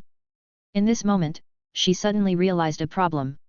Looking back, it was indeed just like these viewers said. Ever since encountering that Pokémon called Zeraora, she'd been rushing to catch up on progress every day, actually neglecting the Pokémon in her team. But thinking about it carefully, compared to that ethereal Zeraora, Ampharos, Pikachu, Galvantula, and Magneton. They were the partners who'd been by her side all along, the ones she needed to cherish. How had she forgotten about this? Chapter 105 Gym Settlement and Team Rocket's Attack. That's absolutely right. Ayano realized that whether it was the chat comments from her livestream viewers or what Norman had said, none of them were wrong. In the real world, her love for Pokémon was naturally beyond question. As an electric-type gym leader, her team had a solid 8 or 9 electric-type Pokémon. She'd always taken great care of her Pokémon. Even during this recent period when she'd been completely absorbed in this game called Pokémon Emerald, Ayano never forgot to arrange battle training for these Pokémon during the day, prepare their daily meals, or chat with them about recent events. But when it came to her few Pokémon in the game, just as the chat comments said, Ayano hadn't been nearly as attentive. Of course, part of the reason was that Pokémon called Zeraora had such a strong pull on her attention. But now that she'd been reminded like this, she suddenly realized that since every Pokémon in this game had its own intelligent AI model, in a way, they could actually be considered independent individuals with their own thoughts. If that was the case, then she absolutely had to treat these Pokémon seriously, too. After all, her identity in the game wasn't just that of a player, but also a trainer. And as a trainer, there were certain things and responsibilities that had to be fulfilled and accomplished. According to the chat comments, Cynthia was doing great in this regard while playing the same game. No wonder she could become a champion. She really needed to reflect on this and learn from her. With this thought, Ayano couldn't help but silently apologize in her heart to those few Pokémon she had in the game. At the same time, she seriously pressed the interaction key and spoke to Norman in front of her. Sorry, I understand now. Starting today, I'll definitely take good care of their feelings and treat them as my true partners. As soon as Ayano said this, a smile appeared on Norman's face, and he clapped his hands. Good kid, I knew you'd figure it out. As a trainer, this is something you absolutely must do. Since that's the case, I won't say much more about this. Although your performance in caring for Pokémon wasn't good enough, that battle just now undoubtedly proved your training skills. I'll count this gym battle as passed. Ayano's eyes immediately lit up when she heard this. If that was the case, then it couldn't be better. Otherwise, the powerful combat ability that Kangaskhan had shown after its Mega Evolution really gave her a headache, and she didn't know how she'd be able to get past this hurdle. Originally, when she caught Magneton, her plan and idea was to use Magneton's sturdy ability and the survival effect it provided. Even when facing the most dangerous opponents, it could take one full power attack, giving her a chance to counterattack in dire situations. However, before she could put this idea into practice, that Pokémon called Mega Kangaskhan used actual combat to show Ayano that the sturdy ability wasn't 100% safe either. Since Norman was now directly stating that she'd passed the gym battle, it meant she temporarily didn't have to face that guy again. But at the same time, Ayano couldn't help but start getting curious. Since, according to the chat comments, players could also perform this kind of Mega Evolution, and she had the corresponding evolution item for Ampharos. What would her Ampharos look like after completing Mega Evolution? What kind of special abilities would it gain? Unfortunately, it seemed that to perform this so-called Mega Evolution, you didn't just need the bond between trainer and Pokémon, but also a special item called a keystone. She probably wouldn't be able to see it anytime soon. Thinking about this, Ayano couldn't help but feel a bit regretful. Why hadn't she discovered this problem earlier? If the relationship between her and Ampharos had been good enough, maybe she could have seen what Ampharos looked like after Mega Evolution ahead of time, just like Cynthia. Speaking of which Pokémon was it that completed that evolution on Cynthia's side? Maybe she should ask about it later. While Ayano was internally curious about Mega Evolution, Norman stepped forward and took out a badge from his chest, handing it to Ayano. This is the Petalburg Gym's badge. With this badge, the level cap for Pokémon you can command increases to level 60. Besides this badge, to congratulate you for finally understanding the importance of the bond between Pokémon and trainers, I'll give you a little encouragement. Norman said this while taking out a small box and waving it in front of Ayano. A notification also popped up on her screen. Ding! Congratulations, player, you've discovered the special item Soothe Bell. Norman's explanation continued. This is a Soothe Bell. When you give this bell to a Pokémon you like, whether battling with it or living together, it will increase the friendship between you two, making you more in sync with each other. Use it well to make up for your previous mistakes. Ayano stared at the notification in front of her for a moment, suddenly realizing a problem. This thing was definitely good, no doubt about it, but it could only be carried by one Pokémon to take effect. Her team had a full 6 Pokémon, so who should she give this thing to? Ugh, no matter who she gave it to, it somehow didn't seem quite right. While Ayano was dealing with this headache, the chat comments in her live stream also noticed the problem. Hey, I remember Cynthia didn't trigger this kind of reward. How come the streamer gets an extra bell here? That's such a dumb question. Cynthia didn't even need a keystone and directly completed Mega Evolution with Sceptile through their bond, then beat the crap out of Kangaskhan. If you were Norman, would you still think she needed this bell? That actually makes some sense. If I were Norman, after getting beaten up, I'd be too lazy to give it to. LOL, so it looks like Norman originally wanted to teach his daughter a lesson, but ended up getting schooled by Cynthia instead. Don't underestimate her bond with her Pokémon. In the game, after Norman finished speaking, he took out another disc. Finally, according to tradition, this is the standard reward for winning a gym challenge, the technical machine for Facade. This move normally has average power, but once a Pokémon is in an abnormal status condition, it'll unleash an unprecedentedly powerful force. It's pretty great in certain situations. Child, I hope you can make good use of it. Just as Norman was about to hand over the disc, along with the badge and bell, to Ayano, something unexpected happened. A mechanical claw came down from nowhere, directly snatching away the badge, the box with the items, and the technical machine. Norman reacted extremely quickly, stepping forward to try to grab that mechanical arm, but it had already retracted. He immediately frowned and shouted angrily. "Who's there?" As soon as the words left his mouth, a massive explosion suddenly rang out from the gym's roof. Through the smoke and dust, something descended from above on steel cables, and along with thick smoke, 3 silhouettes appeared in Iono and Norman's field of vision. Looking at those somewhat familiar silhouettes and hearing the music that suddenly started playing in her ears, Iono suddenly had an ominous feeling. Sure enough, the next moment, accompanied by a spotlight shining from who knows where, familiar voices rang out beside her ears once again. "Did I just hear someone asking why? Fine. Since you're asking so sincerely, we'll be generous enough to tell you." The same familiar music, the same familiar opening lines. It really was Team Rocket's trio. The last time Iono had encountered these 3 was when she was still in Movali City. Back then, she'd just finished challenging the gym and walked out the door only to be blocked by these 3 people, who then beat her down hard with a Pelipper that had the drizzle ability. That would have been bad enough, but the key thing was that after she lost that battle, these 3 had said some dismissive words and just ran off, not even giving her a chance to win it back. Iono had been hoping she'd run into them again someday to get her revenge, and she never expected them to show up again right after she'd finished challenging a gym. These 3 really knew how to pick their timing. While Iono was thinking, the chat comments in her livestream had a completely different attitude toward Team Rocket's trio appearing. "It's these 3 guys again. Here we go, my favorite episode. Aren't these 3 supposed to be Team Rocket villains? How come they look so much like comedians that you can't really hate them at all? I don't know about that, but I'm more curious about how their Meowth learned to talk." Many of the people watching the livestream were Iono's longtime fans, so they'd naturally witnessed her previous encounter with Team Rocket firsthand. Meanwhile, in the game, Team Rocket's trio had already finished reciting that classic set of lines. As they struck their ending pose, the red-haired woman, Jessie, stepped forward, clearly holding the badge and boxes containing the items and trademark that Norman had just given to Iono.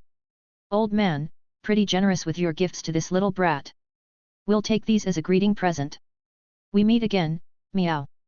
Meowth's gaze also fell on Iono as he waved his claws and spoke up. "Team Rocket? This is an official gym. You dare steal things here?" Norman stepped forward at this moment, positioning himself in front of Iono with his brow furrowed as he questioned them. His entire demeanor had completely changed. Gone was his earlier easygoing manner, replaced by a powerful and intimidating aura radiating from his whole body. "So what if it's an official gym?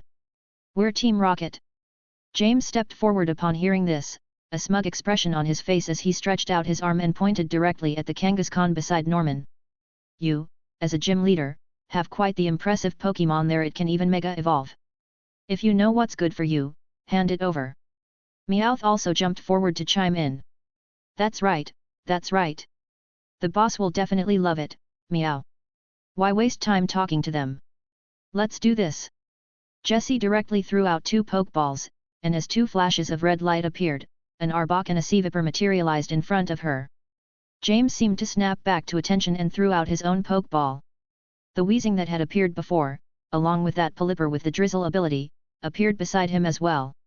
At that moment, Iono's gaze fell on those 4 Pokémon, and her eyes immediately narrowed.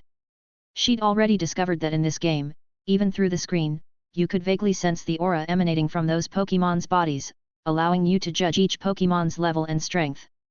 The aura from the 4 Pokémon that Team Rocket had sent out was practically on par with the Pokémon in her own team, and even seemed to slightly outclass hers. But when they'd last met, their Pokémon had only been a little stronger than hers. She was a player, so she could level up extremely quickly. But they were clearly just NPCs in the game. Why could their levels increase so fast, too? And she'd only reached her current level after eating rare candy. Who was really the player here? As Iono's composure started to crack internally, she suddenly realized how serious the current situation was. She'd just finished her gym battle, and all the Pokémon in her team had lost their fighting ability under that Kangaskhan's attacks. There was no way to deal with Team Rocket in front of her. And Norman's Pokémon were in the same state after that battle just now. So the only thing they could rely on now was that Mega Kangaskhan. You had to understand that these 2 Team Rocket members definitely didn't look like they'd follow the rules and have one-on-one battles. On their side, those 4 Pokémon were already clearly eager to use their moves simultaneously. Could Kangaskhan in its Mega state really take on these 4 high-level Pokémon at the same time? Just as Iono was feeling uncertain, a brilliant seven-colored light suddenly burst from Mega Kangaskhan's body, then quickly dissipated into the air. It directly reverted to its normal appearance before Mega Evolution, and the aura around its body suddenly dropped, even seeming somewhat weakened. At the same time, the chat comments in the live stream all started speaking up. It's over. The evolution wore off. Oh no, these three are going to take advantage of this. Is Norman's Kangaskhan going to get captured? Streamer, go find other trainers in the gym to help. Ugh, if it was still in that mega form, it probably could have held its own, but what now? Oh crap! Seeing this scene, Iono's heart immediately jumped in alarm.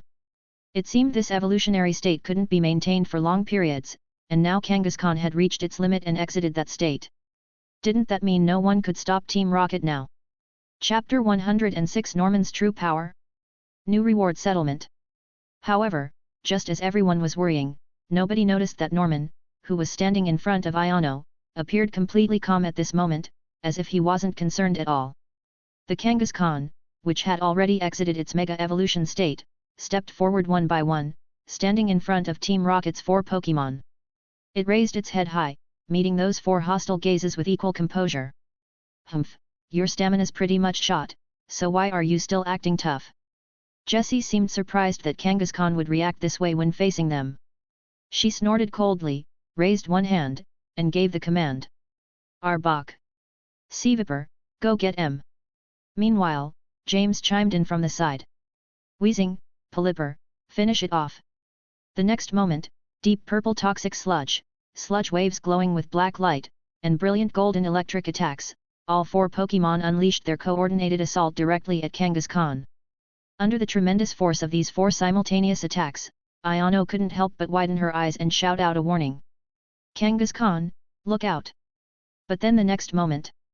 Boom! The 4 attacks struck Kangaskhan's massive body like meteors, with surging energy light flaring up and then fading away. Yet when the dust from those attacks cleared, the scene before everyone left them all stunned. Kangaskhan's body still stood proudly on the battlefield, and there wasn't a single mark on its tough hide. The combined attack from Team Rocket's 4 Pokémon hadn't managed to inflict any damage on Kangaskhan at all. Even Jessie and James were momentarily stunned by this sight. Meowth went so far as to extend his paw and touch the coin on top of his head, looking completely baffled. What's going on here, Meow? After thinking briefly, he clapped his paws together as if having a sudden realization. Ah! I got it, it must have used Protect, Meow. Hearing this, Jessie and James also came to their senses. That was the only logical explanation. But just now in the explosion's smoke, they hadn't seen the blue glow that Protect typically produces, had they? Whatever, maybe it was just covered by the smoke. With this thought, Jessie snorted coldly again, crossing her arms in front of her chest, looking quite smug. Humph, what's the point of stalling for time? We've already cut off your gym's communications, so just give up quietly and hand over that Kangaskhan. However, the moment she finished speaking. Ho-hum! Inside the room, an unprecedented terrifying aura suddenly erupted within the battlefield, rising and surging from Kangaskhan's body. This aura far exceeded the combined total of Team Rocket's 4 Pokémon present, breaking through gym leader level and climbing even higher. The powerful presence was so intense that even the debris on the ground from the recent battle was swirling through the air. Jessie, I'm getting a really bad feeling about this. Sensing the terrifying aura emanating from Kangaskhan, James' eye twitched, seemingly realizing the severity of the situation. He couldn't help but take half a step backward. Jessie's face also went pale, completely losing her earlier confidence, but she still gritted her teeth and gave the order. What are we afraid of? It just went through a battle, it's definitely just putting on an act. Seavipper, use Poison Sting. However, before she could finish her sentence, accompanied by an earth-shaking roar, the brown figure on the opposite side of the battlefield instantly vanished from its spot, appearing in a flash right in front of the Team Rocket trio. Brilliant white light erupted from its fists, and with just a single punch swing, terrifying energy and aura instantly swept across the entire battlefield. The gym ceiling, which already had a large hole in it, was completely torn open. In that brilliant white radiance, the Team Rocket trio and their 4 Pokémon had no ability to resist whatsoever. Like kites with cut strings, they were swept up by that white light and flew straight out through the ceiling. It wasn't until all three of them and their 4 Pokémon had turned into stars disappearing in the sky that a unified chorus echoed from the distant horizon. What a terrible feeling! At this moment, bringing our perspective back to inside the gym. Norman glanced at the new large hole in the gym's roof, then looked at Kangaskhan beside him, appearing somewhat helpless. Kangaskhan, you sent them all flying, how are we supposed to get the league officials to arrest them now? Next time remember to go easier on them. 1/10 of your strength would have been plenty. Hearing this, Kangaskhan let out some rather aggrieved whimpering sounds. Roar! Ah, you're saying you only used 1/10 of your strength? Well, next time let's make it 1/20 then. Anyway, at least don't tear our roof off anymore. Now the gym's probably going to have to close for another week. As Norman spoke, he stepped forward and picked up the badge and the decorative item box from the debris that had fallen from the ceiling. He then turned back and walked toward Iono, reaching out to pat her head as he handed everything to her. You weren't too scared, were you? Those 3 weirdos just now were really strange. Team Rocket really doesn't have any decent people. From what they were saying, it sounds like you've run into them before.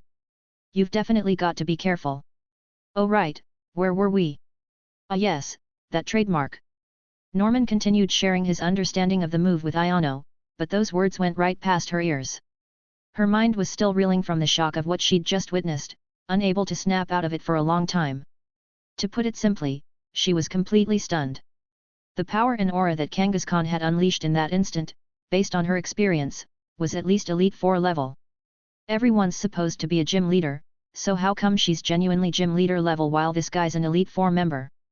That's not fair at all. Meanwhile, the chat in the live stream naturally exploded. Holy crap! So this is the protagonist's dad's real strength. That Kangaskhan was actually this powerful, looks like Norman was definitely holding back during the gym battle. No way, dude, I think he was holding back an ocean's worth. LOL, I knew it, what father would go hard on his precious daughter? So Nova actually got Norman to go easy on her too? If this Kangaskhan's real strength is this ridiculous, how strong would it be after completing that mega evolution? Am I the only one wondering how those 3 Team Rocket guys are gonna get down from flying that high? Meanwhile, in the villa atop MT Coronet in the Sinnoh region, Cynthia had no idea that someone in Iono's livestream had mentioned her. Morning sunlight streamed through the window into her room as she opened her eyes and woke up in bed. She hadn't slept very soundly or peacefully that night, which was understandable. Honestly, the events of last night had been far too shocking for her. A game that could actually deliver rewards into the real world, and ones that could enhance the abilities of even champion-level Pokémon. If the memories of last night weren't still vividly clear in her mind right now, Cynthia would think she'd had some long, bizarre dream. Not only that, but just as she was pondering, that golden notification window she'd seen last night appeared out of thin air before her eyes once again. Having had the previous experience, Cynthia was much calmer this time. She sat quietly on the bed, waiting for text to appear in the notification window. What would it be this time? It couldn't be that there were more rewards being sent to her, could it? The next moment, red text began refreshing and appearing in the notification window. Please note, player, your rewards have been fully distributed. When the next leaderboard settlement occurs, rewards will still be distributed based on the rankings of top-placed players, but the number of reward positions will be greater, and the reward content will be more generous. Please strive for higher and better rankings. After reading these notifications, Cynthia couldn't help but widen her eyes, involuntarily gasping. The next rewards will be even more generous? That box of so-called rare candy she'd received was already incredible enough. But when the new week's leaderboard settles, the rewards distributed will actually be even better. She was almost afraid to imagine what kind of outrageous reward the first place winner would get this time. Maybe there really would be candy that could directly promote a champion-level Pokémon to legendary status? Cynthia remained in a daze for quite a while before snapping back to reality. More reward positions and more generous rewards, this was indeed good news, but it also seemed like bad news. Because as more and more people received game rewards, the fact that this game called Emerald could affect reality would probably become impossible to hide. But this kind of thing shouldn't happen too quickly, right? After all, this settlement only had 3 reward spots. Cynthia didn't think the next settlement would add too many more. Probably at most within 10 spots.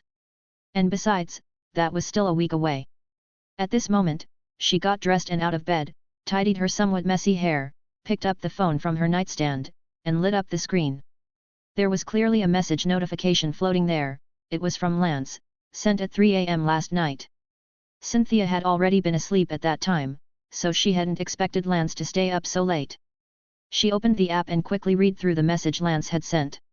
Cynthia, I've thought about this carefully and I don't think there's any need to tell those old geezers at the League about this. Since you've already investigated the identity of this game's creators so thoroughly and came up empty-handed, I don't think the League would be able to find any new leads either. If we let certain people among them know about this, they'd probably just conservatively and stubbornly choose to stop this game from continuing to spread around the world. After all, this game can distribute rewards in the real world that can make Pokémon stronger. If ordinary people got hold of such rewards, it would definitely do more harm than good to the order that the League maintains. I know that as a League champion, I shouldn't be saying things like this, but honestly there are many things about the current League that I'm not too satisfied with. I've just been turning a blind eye in the past since there are limits to the number and scope of things I can actually manage. But this time, at least regarding everything about this game, I don't want to stand on the League's side, especially not on the side of those old geezers. Cynthia couldn't help but frown slightly as she read Lance's string of messages. Obviously these words were sent after Lance had pondered for a long time, otherwise he wouldn't have replied so late. A moment later, her frown relaxed. After some deep thinking, she now realized something. Though she was reluctant to admit it, she had to say that Lance was actually right about some things. The League had existed and operated in this world for so many years. While it had brought many positive influences to this world, it inevitably had some negative issues as well. The internal power dynamics within the League were incredibly complex, far beyond ordinary people's imagination. On the surface it looked peaceful and stable, but underneath there were undercurrents surging, especially recently. However, under the pressure from both Ultra Wormholes and the Ghost World, this situation had improved slightly during this period. But if at this critical juncture, those League people found out that Emerald Leaderboard rewards could be distributed to reality, quite a few of them would probably stop at nothing to find ways to prevent this game from operating normally, or even get the game taken down entirely. If a game could directly distribute real rewards to players in the real world, and could significantly enhance Pokémon abilities, the optimistic view would be that everyone would have a chance to rely on this game to become a powerful trainer. But the pessimistic view would be that there would be countless disruptions and changes in this world that the League couldn't control, something that the League, which had always wanted to maintain stable order, absolutely couldn't accept. At least among the current League leadership, there was indeed a large group who probably couldn't accept such a reality. But in Cynthia's view, the situation was completely different. What the world urgently needed right now was exactly a channel and opportunity for everyone to rapidly improve their abilities. For a trainer, wanting to improve their abilities was already an incredibly difficult thing. Even someone like herself, who had considerable talent and started from a high point, deeply felt this. Not to mention those ordinary trainers, and even those from common families who couldn't even afford the costs of becoming a trainer. If it really was as the notification she saw when she woke up this morning said, that this game would continue distributing rewards to players on the leaderboards, with increasingly rich reward content and more positions being rewarded, and this continued indefinitely, then more and more people would have the opportunity to become trainers. And more trainers stuck at bottlenecks without being able to advance a single step would have the possibility of climbing to even greater heights. In other words, in the face of the approaching crisis, everyone would become stronger. Chapter 107: Iono and Cynthia's New Journey. From the perspective of a League member, this might not necessarily be a good thing. After all, when trainers become comprehensively stronger, it means the League's difficulty in managing them would increase dramatically. Because once a small portion of people gain unprecedented power, they might very well start doing things that could harm social order. But looking at it from her own perspective, Cynthia didn't see it that way. In the end, these individuals were merely a small minority. The majority of people would use their power responsibly. The looming threat of the Ultra Wormholes and the Ghost World was far more dangerous than any hidden flaws in human nature. The strength of each trainer could significantly reduce casualties during a disaster. If the number of powerful trainers could triple, the threat from the Ghost World might be diminished by a factor too great to predict. It might even help with the Ultra Wormholes perhaps. But after the brief surge of excitement, Cynthia composed herself and recognized a problem. Based on the current quantity of rewards this game was handing out, there was probably no way it could affect that many people in such a short time. Unless this game could manage to give every single player who participated rewards like her box of rare candy. But was that even possible? Cynthia found herself without an answer to this question. Everything this game had shown so far was beyond her imagination. She had no idea what would happen next, but regardless, one thing was certain. Her hopeful gaze fell on the notification screen in front of her. This was no longer just a simple online game. And her purpose for playing this game had completely changed from the very beginning. Now, no matter what, she had to at least hold on to first place on the game's progress leaderboard. She needed to get that contact information for the game's creator while using the ranking rewards to try to break through into that legendary realm. More importantly than that, though, the questions she wanted to ask the game's creator were actually multiplying as the game progressed, rather than being limited to just wanting information about Rayquaza. But speaking of which, Cynthia suddenly remembered something else and a new question. Although she and Lance had agreed to keep everything about this game from the league for now, she felt that since every player could get items and rewards in this game to improve their Pokémon's strength, the Elite Four and champions around her had the right to know, too. After all, these people were absolutely trustworthy compared to those uncontrollable trainers, or even the forces and personnel in dark organizations.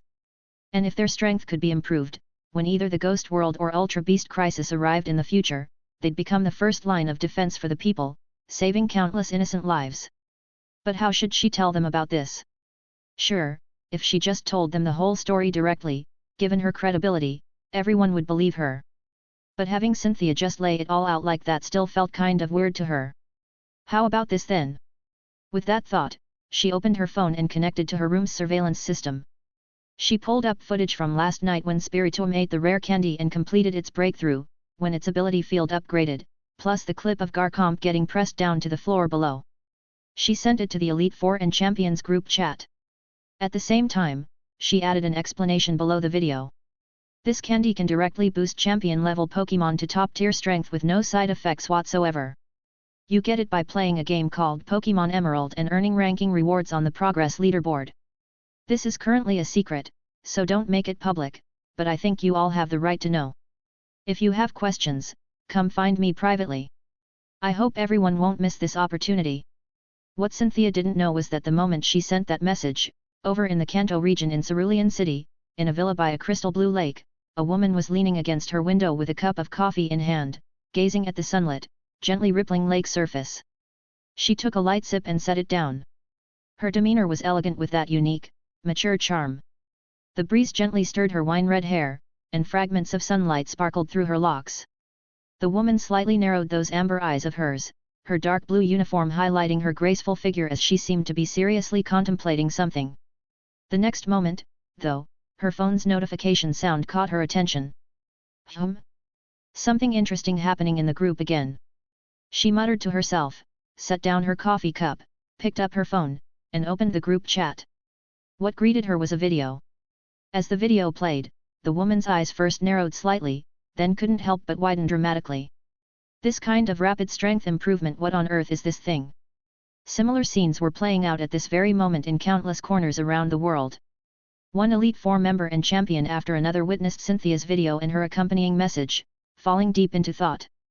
Meanwhile, after sending her message, Cynthia took a deep breath, got up from her bed, and walked to her desk, where she pulled out her laptop computer.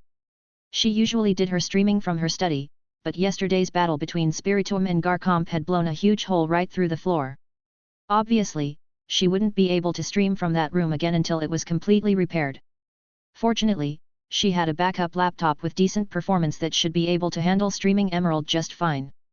From a technical standpoint, this was just a tiny pixel-based game that didn't require high computer specs at all. Even streaming it simultaneously would be no problem. When Cynthia first encountered Pokémon Emerald, she'd thought it was pretty ridiculous how such a small game could have such incredibly rich content. But after experiencing what happened on Reward Distribution Day, she completely understood that you couldn't look at this game through normal eyes anymore. Right now, as Cynthia started up her computer and opened Pokémon Emerald again, tons of viewers flooded into her stream. Cynthia's streaming so early again today, awesome. Streamer, did you know that your bond with Sceptile is so strong it actually changed the game's original plot? That gym battle with Norman was supposed to make the player lose, haha. Watching the flood of comments flying by, Cynthia was a bit confused about what was going on. Meanwhile, Iono, following Norman's advice, successfully obtained the for surf from next door and left Petalburg Gym to set out on the road again. Thinking back to the strength Norman's Kangaskhan had just displayed when she encountered Team Magma, Ayano couldn't help but rub her face in front of the computer screen, her expression looking somewhat strange. I never expected the main character's gym leader father in this game would be so incredibly strong, too. For Ayano, getting stronger had always been something that required time and effort. She and her main Pokémon never stopped their daily training, but their strength improvement wasn't exactly fast. After all, Ayano devoted a huge portion of her energy to running her gym. Even though the gym brought in a decent income every day, even if she converted all that income into resources for raising Pokémon, breaking through from gym leader level to Elite 4 level was still pretty challenging. Over time, Ayano had even started thinking about giving up on breaking through to the Elite 4 level. Maybe spending her whole life as a small gym leader, interacting with viewers in her stream every day, and being a streamer wouldn't be such a bad thing. But now, seeing even a gym leader character in a game display such incredible battle power naturally motivated Ayano a bit, reminding her of the goal she'd set when she was young. That goal was to become the world's strongest electric-type trainer. Who says gym leaders can't become Elite 4 members? Maybe someday, she could become that strong, too. Speaking of which, though, Ayano's gaze suddenly fell on the box of rare candy on her desk, as well as the thunderstone next to it that she'd placed in a metal cabinet but was still overflowing with electrical energy. She had no choice. This thunderstone contained such incredibly powerful electricity that Ayano only dared store it this way. Otherwise, the current it naturally discharged could even char everything around it. If this thunderstone's performance was already this dramatic, wouldn't that mean those rare candies could have the same powerful effects as in the game? Ayano couldn't help but swallow hard. So these things from the game can really be used directly to make Pokémon stronger. Doesn't that mean I've found a shortcut to the top? After realizing this, Ayano snapped back to attention. She wasn't slow on the uptake.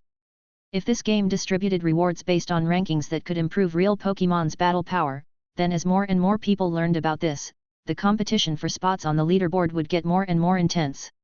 When that time came, keeping her position probably wouldn't be as simple as it was now.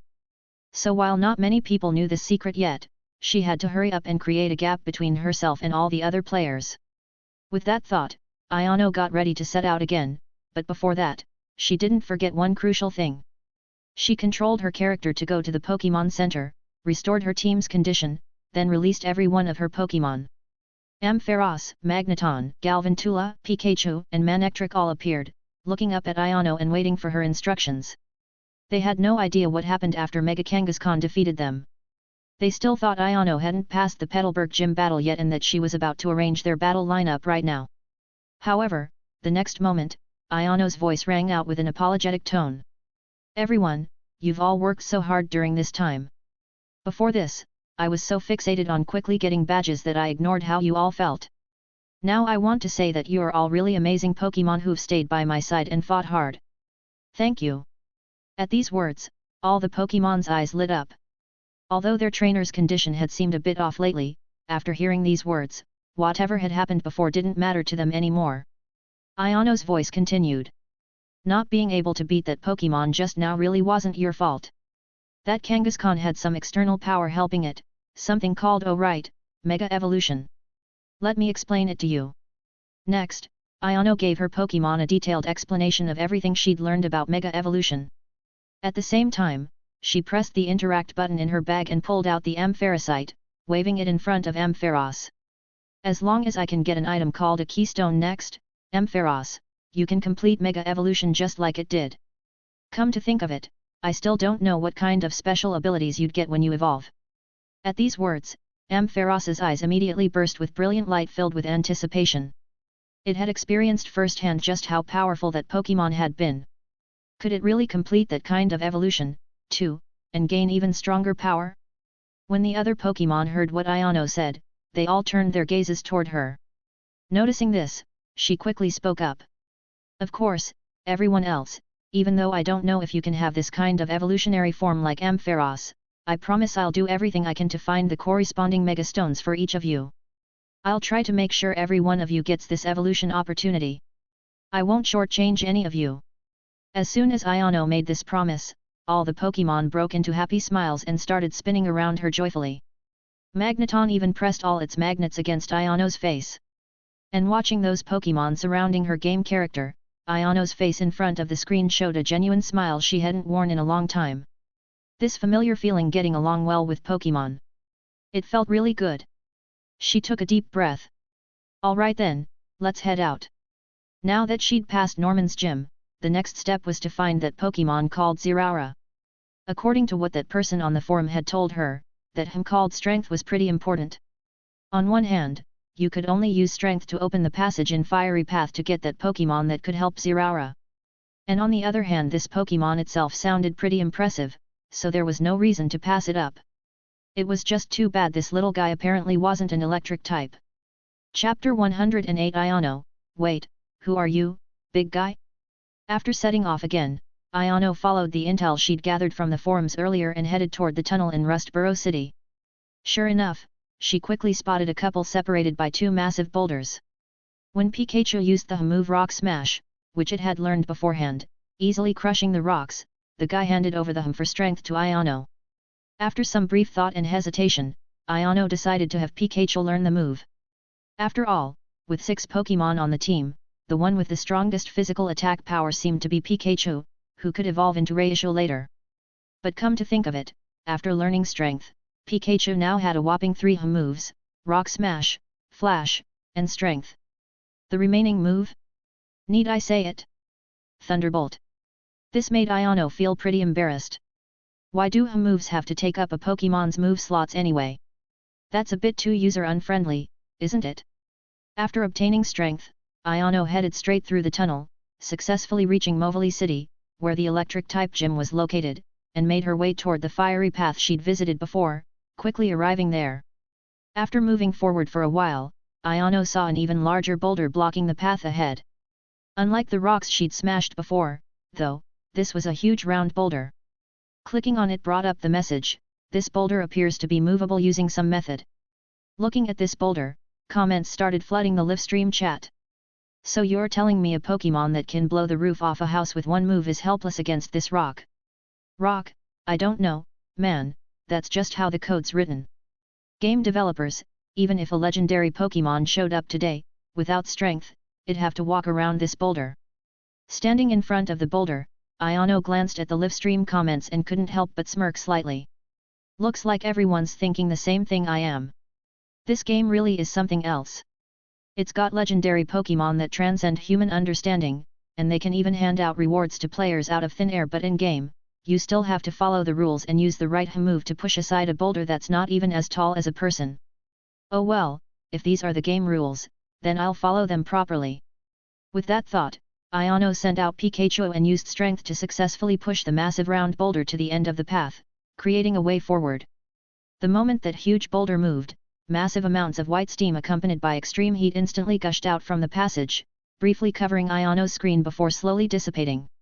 Whether it was her imagination or not, even through the screen, Ayano could feel an intense wave of heat hitting her face. Faced with such a phenomenon, her eyes couldn't help but light up. This unusual sight undoubtedly meant that what the person on the forum had said was true. There really was a powerful and special fire-type Pokémon hidden inside. Thinking this, Ayano directly controlled her character and activated the repel item she'd just bought at the Movili City shop, then quickly walked inside. This item's effect was that for a certain number of steps, she wouldn't encounter wild Pokémon below her lead Pokémon's level, preventing interference from wild Pokémon. However, what Ayano didn't notice was that, at this very moment, several viewers in the livestream chat had started discussing something. Hey guys, don't you feel like something's not quite right about the current situation? Yeah, I kinda get that feeling too. Something seems off. Wait, I remember when Cynthia entered this cave, wasn't all the mist around white? Why is it red now? It's different from before. Right, and this music and the lighting effects around here are all a bit different from Cynthia's situation. I've got a bad feeling for the streamer, lol. At this moment, Ayano was focused on carefully observing the visuals and situation around her and hadn't noticed these discussions in the livestream chat. As her controlled character walked into the hidden passage of the fiery path, something surprising happened. Brilliant flames gathered from the ground out of nowhere, forming a wall of fire that rushed toward her. Ayano immediately tensed up, instinctively controlling her character to dodge the wall of fire on pure reflex. However, before she could catch her breath, that wall of fire suddenly returned. Not only that, but flames from the ground began surging up one after another, like gleaming blades spinning and moving rapidly back and forth across the ground. Another puzzle section? No, it's not a puzzle, this should be a challenge. Drawing on her previous experience playing this game, Ayano immediately caught on.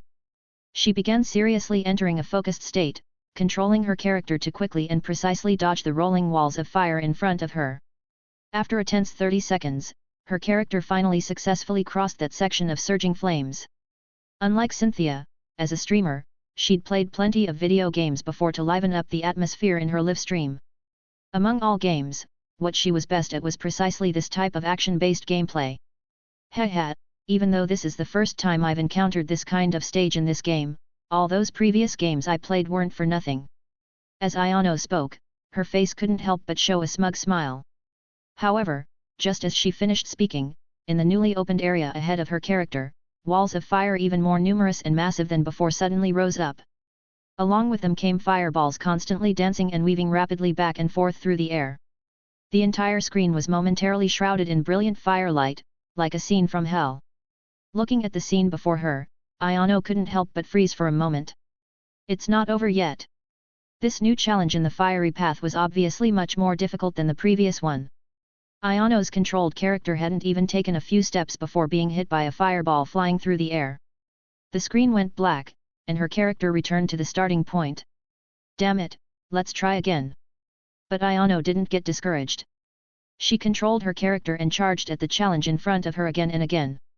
Hard work pays off. After 10 minutes of perfect gameplay, she finally managed to successfully dodge all the flames. Ahead, there was no more open ground, only a narrow path. The red mist and radiance around her had become extremely dense, making it hard to see the surrounding scenery. The edges of the screen also appeared somewhat distorted due to the continuous waves of heat coming from all sides. Obviously, this was the destination. The special fire-type Pokémon was just ahead. Just thinking that she was about to encounter a special Pokémon and one that was key to helping Zeraora made Ayano's heart start beating faster. And precisely because of this excitement, she completely failed to notice the intense discussion happening in the livestream chat at that moment. This is definitely confirmed now. It's different from Cynthia's situation. When she went in before, there weren't any of those firewalls or floating fireballs in the air.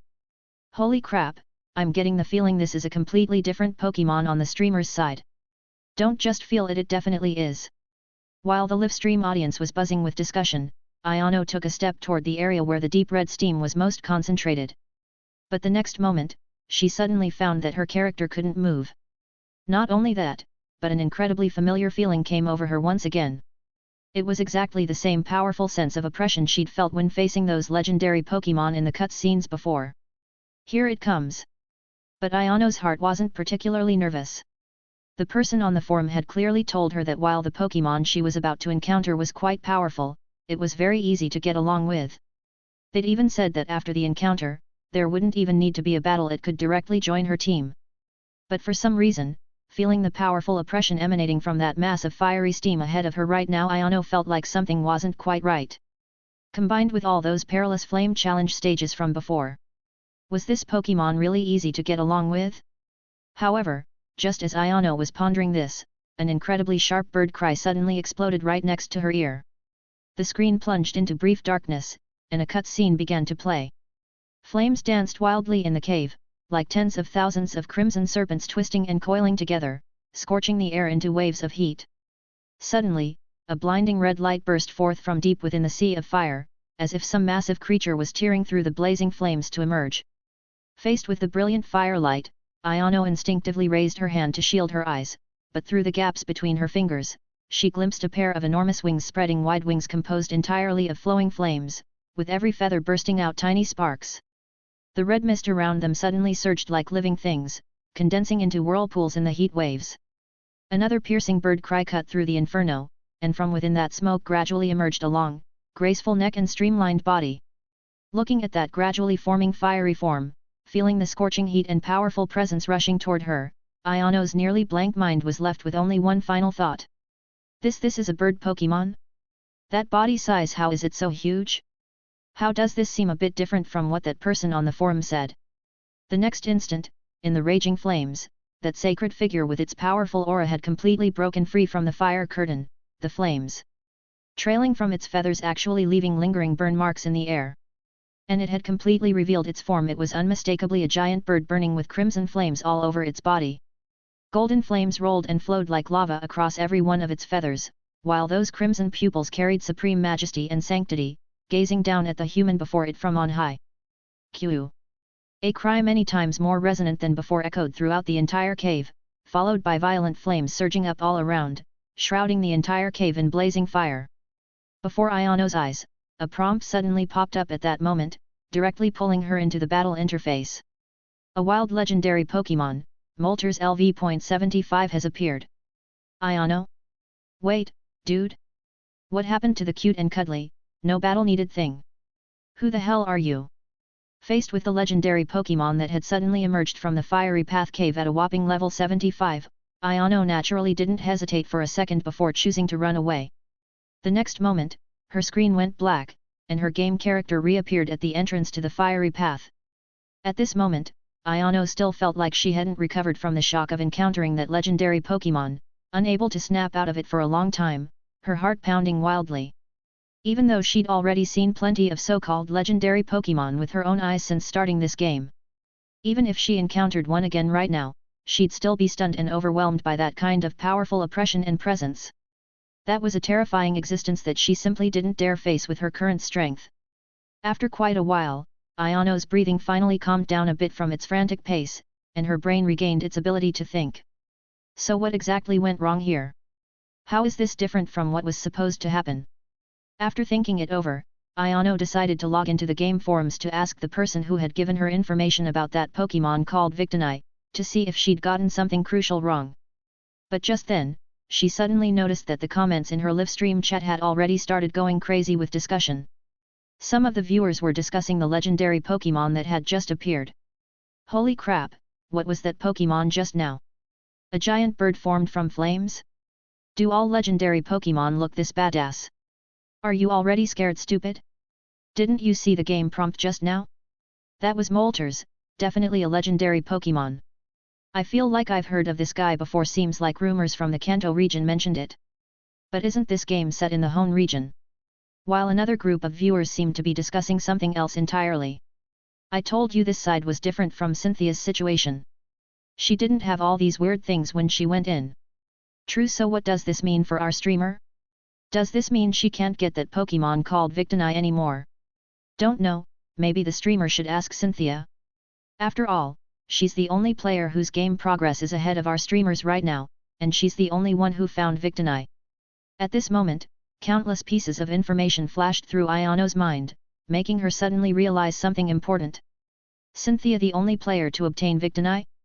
Which means that person I was chatting with on the forums that day, who gave me information and strategy tips, was actually Cynthia. Chapter 109 Different Storylines, Setting Out for Fall Arbor Town. After learning this truth, Ayano felt somewhat dazed for a moment, feeling like everything seemed a bit unreal. So without her knowing, she had actually discussed game strategies with Cynthia again. Last night, when Cynthia called to notify her about the game reward details, she felt a little excited in her heart. After all, no matter how you put it, even though Ayano was a major streamer, she was just a gym leader of an electric-type gym in a small place like the Paldea region. Whether in terms of status, position, or strength, compared to Cynthia, who was a champion-level trainer, it was naturally like comparing stars to the sun. They simply weren't from the same world. But now she not only had Cynthia as a friend in the game, they'd also chatted about game strategies on the forum and shared with each other, and they'd even talked on the phone. And all of this was because of the game Emerald. If it weren't for this game, she probably would have had a hard time connecting with Cynthia. However, the important point right now didn't seem to be this. The current question was, why would her game storyline be different from Cynthia's? As soon as this thought emerged, Ayano suddenly remembered another important matter. Back when she was talking with Cynthia on the forum, the other party had asked her a question, whether she had seen an item called the Rusted Sword in the list at that room near Fall Arbor Town where you exchange volcanic ash. And according to her memory, she indeed had never encountered such a thing. Conversely, Cynthia also apparently hadn't witnessed the appearance of the so-called ultra wormhole near that small house like she had, nor had she seen Zeraora emerge from the ultra wormhole. That being the case, Ayano reached out and touched her chin, seeming to understand something. So the events that each game player encountered in the game storyline weren't completely the same? From a main story perspective, everyone seemed to have no differences, challenging gyms to obtain badges, constantly encountering other trainers and NPC passers-by, initiating battles, nurturing and making their teams stronger. But regarding some branching storylines, the situations indeed seemed completely different. Whether it was the sword that Cynthia had mentioned before, or the storyline about Zeraora, or even the Pokémon that appeared in this fiery path cave, just from the differences between the two of them, this point was already clear. So were these differences random? Or did you need to meet certain special conditions to trigger the storyline on Cynthia's side? While pondering, Ayano made a decision: she should go back to Movili City first to take a look. According to Cynthia, to encounter Zeraora, you had to trigger the power plant malfunction event. But when she had just arrived in Movili City, it seemed like the town's electrical status was fine, with no abnormalities whatsoever. Wouldn't that mean such an event wouldn't happen at all? Sure enough, when Ayano returned to Movili Gym, she didn't see Watson standing at the gym entrance looking around, nor were there any abnormalities in the town. This time, she was certain that her side's game storyline regarding Zeraora was probably completely different from Cynthia's. That being the case, wouldn't she have no way to see Zeraora again for the time being? After discovering this fact, to say she wasn't disappointed would definitely be impossible. After all this time, Ayano had been thinking about that special electric-type Pokémon. But soon Ayano cheered up. Since each player's storyline situations were different, maybe she'd still encounter Zeraora through other opportunities in the future. After all, before Cynthia encountered the power plant malfunction and witnessed Zeraora's battle, she hadn't seen Zeraora emerge from an ultra wormhole like she had. This meant that her side's game storyline was like being in a different timeline. Thinking of this, she opened her friends list to take a look and found that the account named Strawberry Ice Cream was indeed online. So she directly sent a message to Cynthia in the game, sharing the situation she had currently discovered. And what she didn't expect was that Cynthia's reply came very quickly. Strawberry Ice Cream, you're right, I've noticed this too. Each player's main storyline is pretty much the same, but there might be differences in some side quests. I didn't expect that what's hidden in Fiery Path in your game would actually be a legendary Pokémon like Moltres. I'm sorry. However, I think the power plant malfunction might be part of the fixed main storyline, just delayed on your side. Seeing this, Ayano couldn't help but nod. It had to be said there really was such a possibility. It's just... She started typing. But if that's the case, if the power plant malfunction and Zeraora's battle are really delayed, I haven't found that Pokémon called Victini, so how would I be able to help him? From the discussion in the live chat just now, she had already understood what the original power plant malfunction storyline would roughly be like. A battle between two legendary Pokémon. If there was no help from Victini, Ayano really didn't know what she should do when this storyline happened in the future. However, she soon received Cynthia's reply. I don't think you need to worry too much about this. Since I triggered the power plant malfunction event after encountering Victini in Fiery Path, perhaps you need to defeat Moltres first before the same situation occurs in Movili City. Looking at this reply on her computer screen, Ayano couldn't help but freeze completely. In her mind, she couldn't help but recall everything she had just witnessed in Fiery Path. The dazzling flames, the crimson heat waves, that figure radiating with powerful presence. To defeat Moltres? Wasn't that a legendary Pokémon? However, the next moment, Ayano suddenly came to her senses. Wait. This was completely different from ordinary legendary Pokémon. This was in a game. According to the hints in the game, this Moltres was only just over level 70. And her team's level had already reached level 40, with the level cap directly raised to as high as level 60. Didn't this mean that someday in the future, the Pokémon in her team could really reach the same level of strength as that Moltres in the game? Even defeat it fair and square? Or even capture it? Ayano's heart suddenly started pounding wildly. If Cynthia had such an intense reaction before the legendary Pokémon appeared, then needless to say about Ayano. Before encountering this game, Pokémon Emerald, she had never even thought about things like legendary Pokémon. In this regard, Ayano really wasn't much different from other people. But now she suddenly realized that she actually had a chance to capture these legendary Pokémon. That was a completely different concept altogether. And among these legendary Pokémon, there were definitely many electric types, right? For instance, in the forum message content that Cynthia had sent her, it seemed to mention that the other Pokémon in the power plant also appeared to be electric type. For a Pokémon trainer who specialized in electric types, what could be more exciting than hearing about something like this? However, Ayano soon realized a new problem. According to Cynthia, if it were simply that her encounter with Zeraora and the triggering of the power plant malfunction storyline were delayed, that would actually be manageable.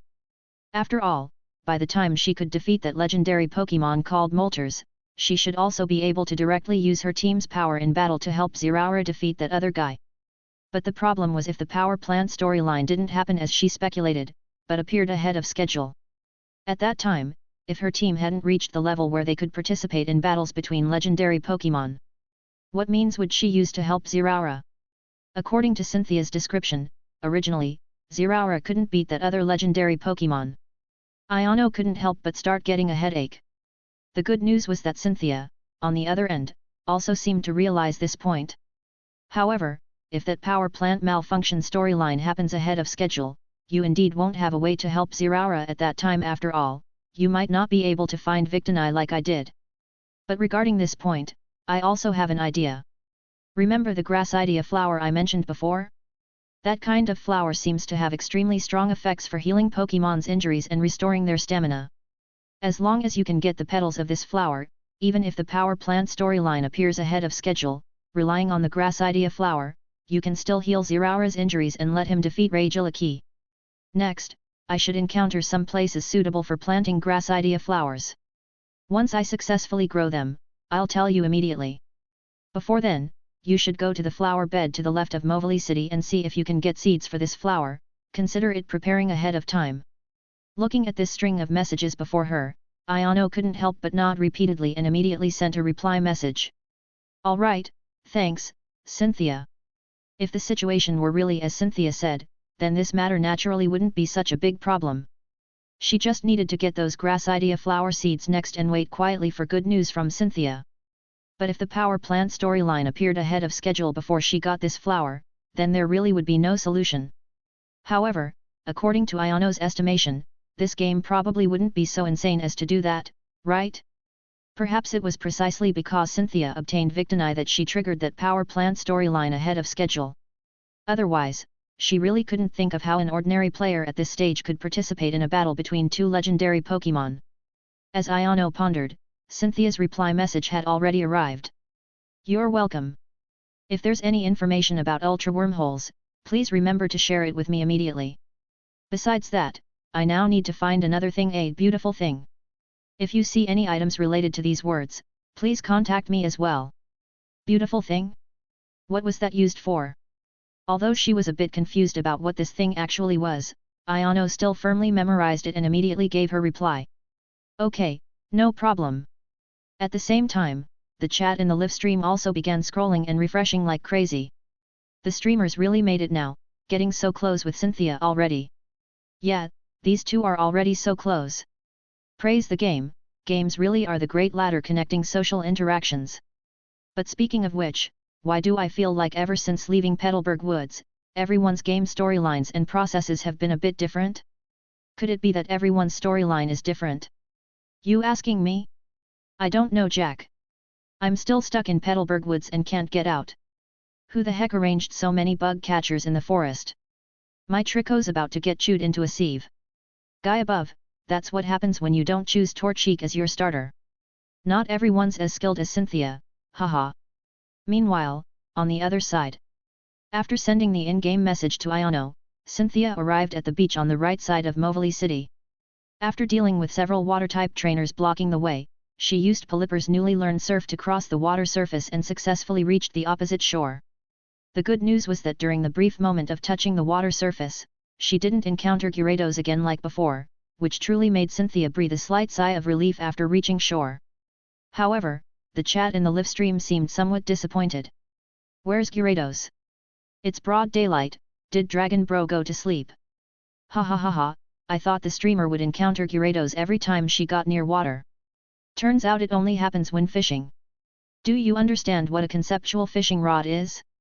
Newbies always get Gyarados on their first cast. Wow, the spawn rate is really high. After coming ashore from the right side of Movili City's waterway, light drizzle began gradually falling from the sky, and an extremely dense patch of tall grass appeared directly in front of Cynthia. This seemed to be a terrain unique to this area. According to Cynthia's experience, walking through these grass patches should also result in encounters with wild Pokémon. She thought for a moment and decided not to use items like Repel first, at least she wanted to understand what types of Pokémon would spawn in grass like this. However, just as her character was about to step into that dense grass patch, a figure suddenly rushed out from the grass and blocked her path. When Cynthia saw the appearance of that figure clearly, she couldn't help but freeze completely. That looked like a Beware?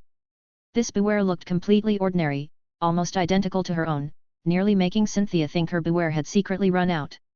While pondering, Cynthia's character suddenly stopped. Because Beware had directly extended one paw and blocked her path. And in its other paw, it was holding a photograph. In the photograph, it looked like a Meowth, and a man and woman? Cynthia was bewildered. So what exactly was this situation? Chapter 110, Excuse me, is it legal for you to wear a bear costume? The sudden appearance of this Beware naturally caught Cynthia quite off guard. The photograph in its hands immediately drew her attention. When she looked closer, she suddenly noticed that the man and woman in the photo were wearing outfits that seemed somewhat familiar to her. It was a black and white uniform, and on the chest of the uniform, a conspicuous giant red R stood prominently. Cynthia's gaze immediately sharpened. Wasn't this Team Rocket's uniform? So why was this Beware blocking her path while holding a photo of two Team Rocket members? Could it be trying to ask her about these two people? Maybe it had some kind of encounter with these Team Rocket members, like perhaps they stole its child or something similar. She felt this possibility was quite likely. After all, Team Rocket was an organization that was truly capable of doing anything. After a brief moment of thought, she pressed the interaction button and spoke to the Beware in front of her. Hello, are you trying to ask me about these two people? The Beware didn't speak, just looked up at Cynthia and nodded to show agreement. I haven't seen these two before, but I know they should be members of an organization called Team Rocket. Cynthia thought to herself that this was indeed the case, and immediately pressed the interaction button to speak again. However, at this very moment, she caught sight from the corner of her eye that countless comments in her live stream had started scrolling frantically. Hey, why does this Beware have photos of Jessie, James, and Meowth? It really is them. Those three are definitely in the photo. Their features are way too easy to recognize. You couldn't mistake them even if they turned to ash, especially that Meowth. Its eyes look much more intelligent than other wild Meowth. The person above me should just say it's more human-like. More than human-like, it can actually talk. Seeing these comments, Cynthia couldn't help but be slightly stunned. How did the viewers in her live stream seem to already know these three people? If it were just a few people discussing it, then perhaps they had heard about these three Team Rocket members in the real world. But now that so many people were discussing them, there was only one possibility: these three people in the photo were probably characters from the game. Having reached this conclusion internally, Cynthia immediately asked her live stream viewers. Everyone, have you seen these three people? She quickly received replies from the comments in her live stream. More than just seen them, streamer, you don't know, but it seems like all players who didn't choose the 3 starter Pokémon encounter these 3 troublemakers on the road after setting out, claiming they want to steal the player's Pokémon. Ayano keeps running into them, but even when she wins, these 3 just mock the player's Pokémon for being too weak and walk away. A few minutes ago, they tried to steal Norman's Kangaskhan, but got blasted sky high instead, lol. Yeah, these 3 are such a riot. They don't seem like Team Rocket members at all. And that opening line of theirs, how did it go? Since you asked so sincerely. Seeing the live stream filled with comments like "we'll tell you out of the goodness of our hearts, to prevent the world from destruction," and similar phrases she couldn't understand at all, Cynthia roughly figured out what the situation was. So these must be special characters that other players would encounter.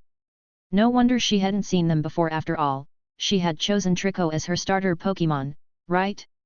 But if that was the case, why was she triggering a storyline about them now? While pondering this, Cynthia decided she should properly ask the Beware in front of her about the specific situation. However, before she could speak, the Beware held up the photo in its hands toward her, as if actively pressing for answers. Sorry, I really haven't seen them, but if I get any leads about them, I'll definitely come back and tell you. So are you looking for them because they did something to you? Cynthia pressed the interaction button and spoke. Although she now knew the identities of these 3 people, that was based on situations from other players' save files. She had already discovered that each player's game world contained vastly different content, and these 3 Team Rocket members were obviously included in that. So she couldn't rely on the comments in her livestream to understand where this so-called Team Rocket trio was currently located. However, the next moment, contrary to Cynthia's expectations, when faced with her question, the Beware calmly shook its head. It was then that Cynthia noticed something seemed different about this Beware. Generally speaking, whether a Pokémon was strong or weak could be sensed through the aura they emanated the instant you met them. This game's performance in this aspect could be said to be quite remarkable. The aura and pressure of powerful Pokémon could even make you feel an intense sense of oppression through the screen, just like before. Conversely, those Pokémon with average strength also had their own unique weak auras, just not as obvious or intense. But from this Beware in front of her, Cynthia felt a special sensation for the first time, as if she were directly facing a vast and tranquil ocean. You have to understand, she was a champion-level trainer and was quite sensitive to Pokémon's power auras. Yet she couldn't see through this Pokémon's presence at all. Even throughout her entire trainer career, she had never encountered such a situation. Just as Cynthia was somewhat stunned, the Beware actually moved again. It nodded to Cynthia, carefully tucked the photo into its chest, and then lightly pushed off with its hind legs. Boom! Without any warning, a tremendous roar accompanied by intense air waves instantly erupted in front of Cynthia. The pink and white figure vanished from its original position in an instant, shooting straight into the sky like a streak of light before disappearing from sight. It was the Beware that had taken off. Under the powerful aura pressure of that instant, where it had originally stood, a massive crater had appeared on the ground a full meter wide and 2 meters deep. Even in the game, Cynthia's character staggered back several steps before managing to steady herself. Cynthia stared at the scene before her, completely stunned.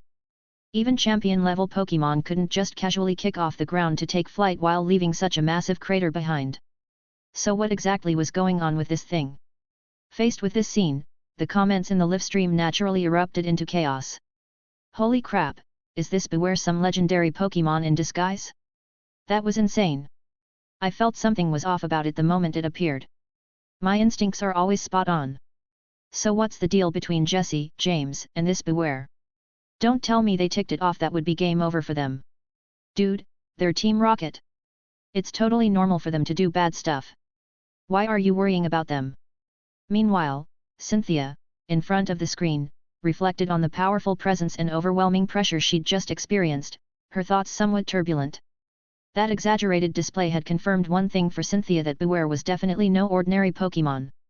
But since it had already left, there was no way to investigate this Pokémon's situation any further.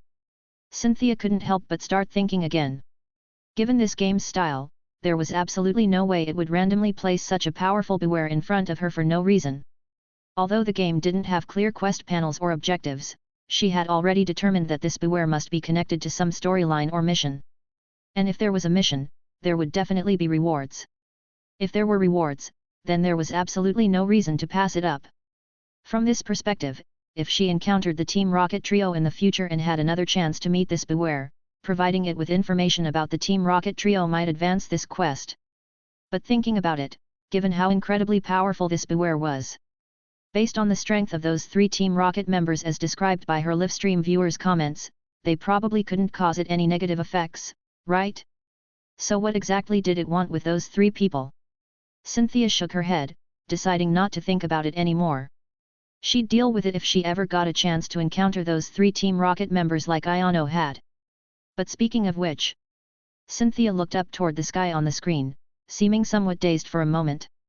Even a Beware, which was just an ordinary species of Pokémon, could display such power. Could the one on her team someday reach that level of strength, too? It definitely could, right? After all, this game might even give Pokémon in the real world a chance to break through to legendary level territory. In the game, this actually didn't seem like such a big deal. With this thought, Cynthia continued forward into the tall grass ahead. The situation that followed was somewhat similar to what Cynthia had expected. In the drizzling weather, most of the Pokémon that emerged from the tall grass were Bug-type and Grass-type. She'd encountered quite a few Butterfree, Gloom, and Victreebel along the way. The Pokémon with lower spawn rates were species like Heracross and Pinsir types that weren't too numerous in the real world either. From Cynthia's understanding of this game, Bug-type Pokémon could play their biggest role in the early stages, but she'd obviously missed that window by now. As for grass types, her team already had plenty, so there was no need to consider adding more. The good news was that since most of these Pokémon were in their final evolutionary forms, each one provided a decent amount of experience points. After just a few minutes, her team's overall level had increased by 1. The highest level was undoubtedly her starter Pokémon, Sceptile. Having gained massive experience from defeating the Mega Kangaskhan, it was now at level 45, 2 levels higher than all her other Pokémon. As Sceptile's level increased, a notification popped up in front of Cynthia. Sceptile wants to learn the move Leaf Storm, but it already knows enough moves. Would you like to choose a move to forget and replace? Seeing this notification, Cynthia's eyes immediately lit up. She'd already checked the move database. Leaf Storm was a grass-type special attack with a massive 140 base power in this game. While it came with the harsh penalty of reducing special attack by 2 stages after use, its extreme power could often decide battles at crucial moments. For instance, in her previous gym battle at Petalburg City, at the final moment, Mega Sceptile had spontaneously unleashed Leaf Storm, a move it hadn't even mastered yet, to defeat the full-health Mega Kangaskhan. This showed just how explosive this move could be. Moreover, for Sceptile, Leaf Storm's negative effect wasn't really that severe. The reason was simple: based on its base stats, Sceptile was a Pokémon with similar attack and special attack capabilities. After using Leaf Storm, it could simply switch to using physical grass-type moves for offense. It wouldn't be like certain other grass-type Pokémon that would completely lose their offensive capability after using this move once. After brief consideration, Cynthia made her decision, replacing Sceptile's Energy Ball with Leaf Storm. Sceptile's current 4-move setup was now Leaf Storm, Leaf Blade, Mega Drain, and Pursuit. Leaf Blade, being a physical grass-type move, was for facing opponents with high special defense but weak physical defense. Between Energy Ball and Mega Drain, Cynthia had actually hesitated about which one to replace with Leaf Storm. After a brief thought, she decided to replace Energy Ball after all. Compared to sustained and stable special attack output, the sustainability that Mega Drain provided was clearly more important. Besides, Mega Drain's power wasn't actually that much weaker than Energy Ball's. As for the last move, Pursuit, naturally needed no explanation. It was there to compensate for Sceptile's grass typing, which was disadvantageous against most types offensively. Speaking of this, Cynthia suddenly remembered something. If she recalled correctly, during that battle at Petalburg Gym when Sceptile underwent Mega Evolution, she seemed to have seen Sceptile's type indicator flicker for a moment, as if an additional type had appeared. Unfortunately, due to the special circumstances at the time, she hadn't been able to see the specific color clearly. What could that additional type have been? Thanks for listening.